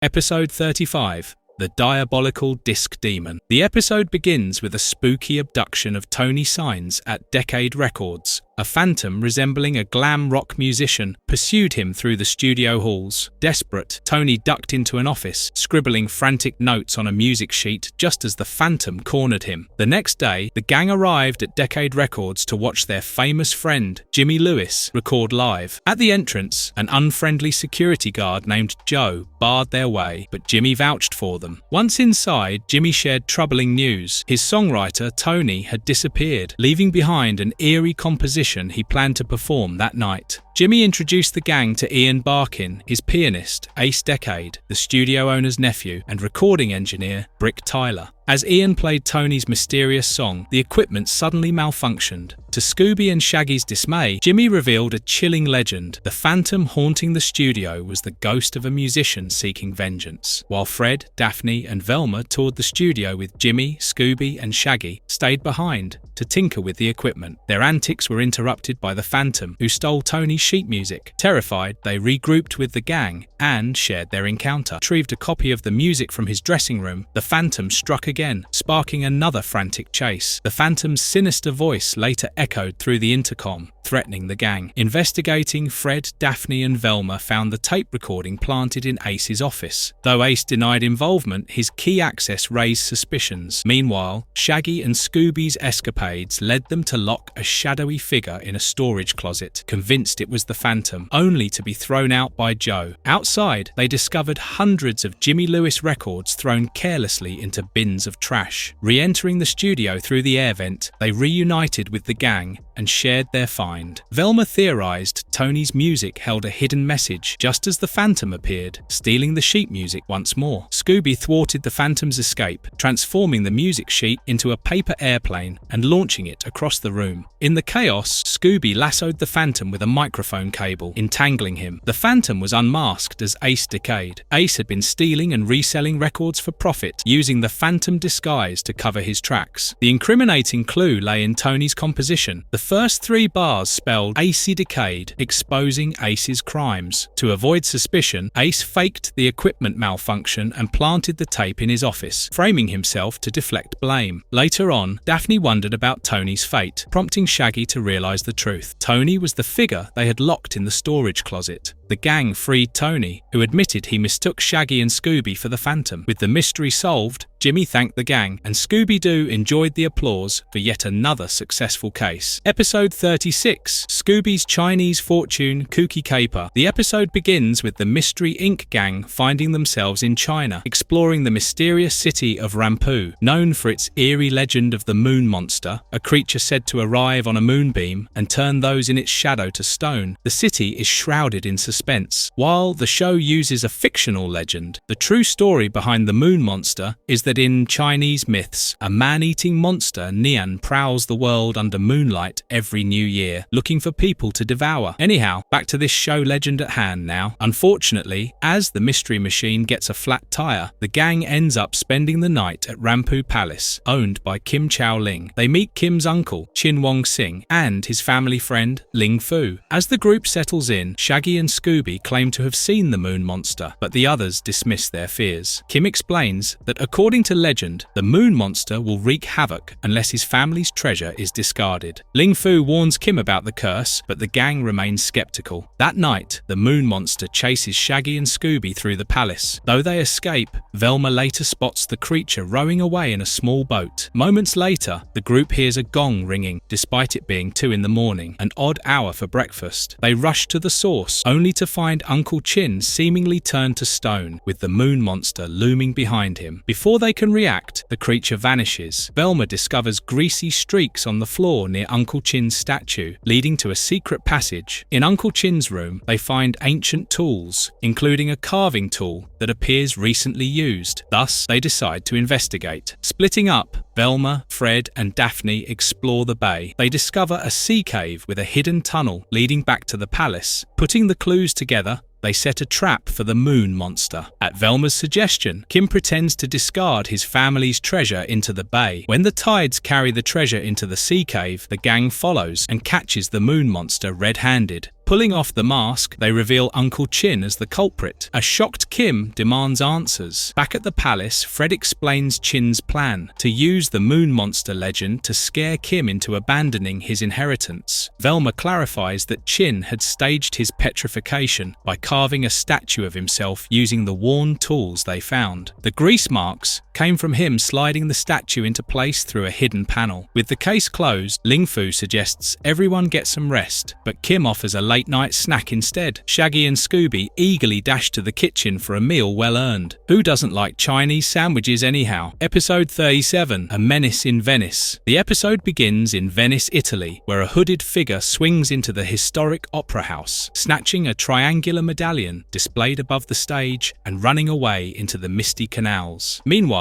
the Mystery Inc. gang arrives in Venice to visit their friend Antonio, who has invited them to see his family's restaurant, Merchant Venice Pizza. Well, Well, this is a very subtle nod to Shakespeare's one of the greatest plays, The Merchant of Venice. Even the character's name is a nod to the play's main protagonist. Anyhow, the gang hops into gondolas, enjoying the scenic waterways. On the ride, Shaggy and Scooby spot a hooded figure, but their gondolier dismisses it as a trick of the fog. At the restaurant, Antonio welcomes them warmly and explains that he's studying art at a local academy and shares the story of his ancestor, Doge Malvolio IV. Malvolio is another Shakespearean character, specifically from Twelfth Night. Backtracking to the episode's premise, the Doge's legendary treasure remains lost, but 4 golden medallions, said to be the key to finding it, are all that's left. However, their meal is interrupted when Antonio's friend Mario rushes in, announcing that one of those medallions has been taken, this time by the mysterious, ghostly gondolier. Antonio takes the gang to his academy to consult his professor, who explains the gondolier's legend. The group heads to the Palace Museum to secure the remaining medallion. There, Daphne tries it on, but the ghostly gondolier suddenly appears and kidnaps her. The gang chases him, but his gondola vanishes into thin air. On the ground, Velma finds a small vial, hinting at foul play. Regrouping at the academy, they split up to search for clues. Shaggy, Scooby, and Antonio explore the basement, while Velma, Fred, and Mario investigate upstairs. Suddenly, a scream echoes through the halls. Antonio vanishes, and his office is mysteriously sacked. Meanwhile, Shaggy and Scooby encounter the gondolier and barely escape. Following a trail of footprints, the gang discovers a hidden lever that reveals a secret passageway leading to the palace. Inside, they find a missing portrait of Doge Malvolio and a hidden room where Daphne and Antonio are locked up. After freeing them, a clue in the portrait points Velma to the gondolier's hideout. The gang tracks him to Piazza San Marco, where he uses the medallions to reveal a passage to the lost treasure. A chaotic chase ensues, with Shaggy and Scooby's antics forcing the gondolier into a punctured, inflatable gondola.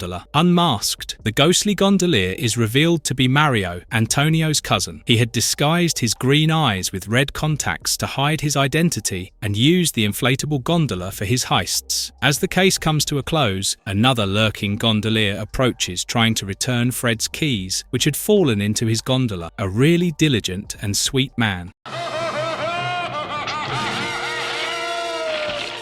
Episode 38. Don't Go Near the Fortress of Fear. The episode begins with the Mystery Inc. gang deciding to go on a tropical vacation in Puerto Rico. Upon arrival, they learn about a shocking heist at the local museum, where priceless artifacts have been stolen. Before they can even unpack, the peace of the island is shattered by explosions echoing from an abandoned fortress, El Morro. Curious, the gang decides to investigate. At the fortress, they find a scene straight out of a mystery novel. Shaggy and Scooby stumble upon a recently fired cannon, its barrel still hot to the touch. Just as they start to piece things together, a ghostly figure emerges from the shadows, a 16th century Spanish general, glowing ominously and wielding a sword. The terrified duo scrambles out of the fortress, swearing to keep the ghostly encounter to themselves. After all, if the others don't know, they won't drag them back. However, later, as the gang heads out on a fishing trip to shake off the jitters, their guide, Captain Eddie,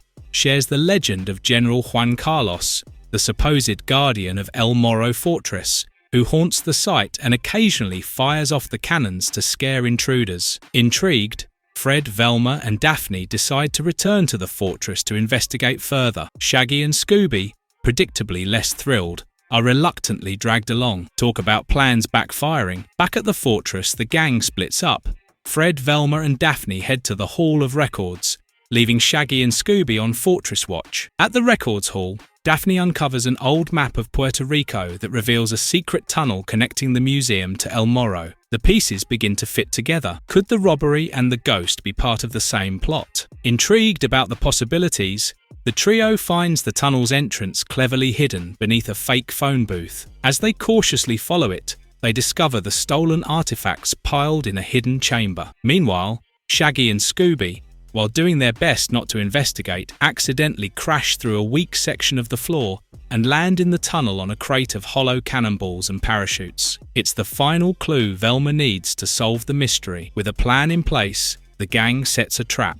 The ghost of Juan Carlos appears, but in classic Scooby Doo fashion, Scooby inadvertently springs the trap. The ghost is unmasked as none other than Captain Eddie. He had been using the legend of the haunted fortress to cover his tracks. By firing hollow cannonballs filled with treasure and using parachutes, he transported the stolen artifacts to his boat without detection. Inspector Armandez of the Puerto Rico police arrests him on the spot. With the mystery solved, the gang finally gets to enjoy a day at the beach. I know.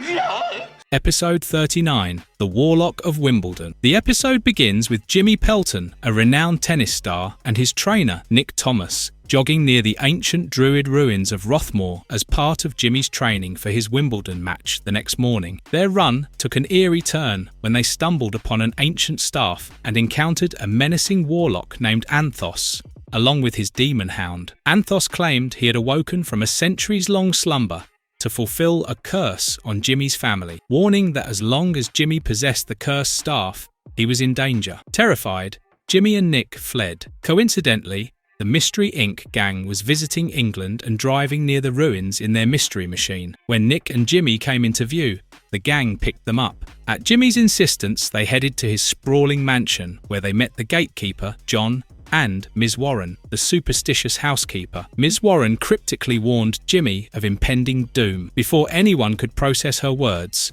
the warlock and his hound appeared again, issuing another warning before vanishing, leaving the cursed staff behind. Alarmed, the group rushed to John's cottage, only to find it totally upside down with John missing and red paw prints everywhere. They discovered John's boots covered in red mud, which Jimmy recognized as unique to the Rothmore ruins. Following the trail until it disappeared, they were interrupted by Mr. Burgess, Jimmy's solicitor. He ominously reminded Jimmy of Anthos's family curse and warned that losing tomorrow's match would cost him his mansion. Fred, skeptical of the curse, told Shaggy and Scooby to dispose of the staff, but their attempts ended in chaos as Anthos pursued them relentlessly. Meanwhile, the gang pieced together clues, eventually tracing Anthos and the cursed happenings back to the Rothmore ruins. There, Anthos and his hound vanished again, and this time, so did Nick. Jimmy accidentally left his glasses behind, but later found them alongside the staff,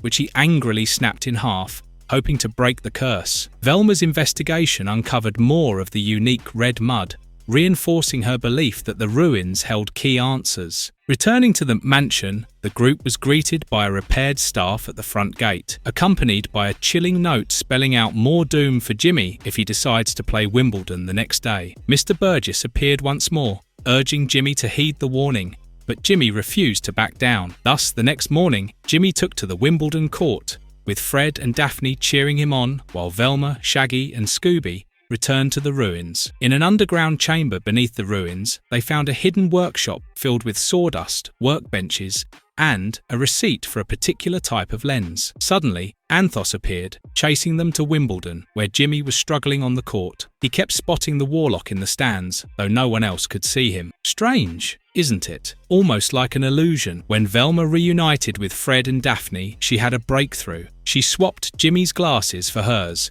and with the clear lenses, Jimmy began playing spectacularly, ultimately winning the match. Still, the warlock continued his antics until the gang cornered and captured him. The warlock was unmasked as Nick. Velma explained the mystery. When Jimmy lost his glasses in the woods, Nick swapped them with a pair fitted with special lenses. These lenses revealed a unique invisible makeup that only Jimmy could see. John, disguised in makeup, stood in the stands, creating the illusion of the warlock for Jimmy. The red mud on John's boots confirmed his visits to the ruins, where he and Nick crafted multiple cursed staffs in the underground workshop. The scheme unraveled further when it was revealed that Nick and John were descendants of Anthos himself. They planned to use fear and sabotage to make Jimmy lose the match, forcing him to forfeit his mansion to them due to financial ruin. With the mystery solved, the gang left Jimmy to celebrate his victory.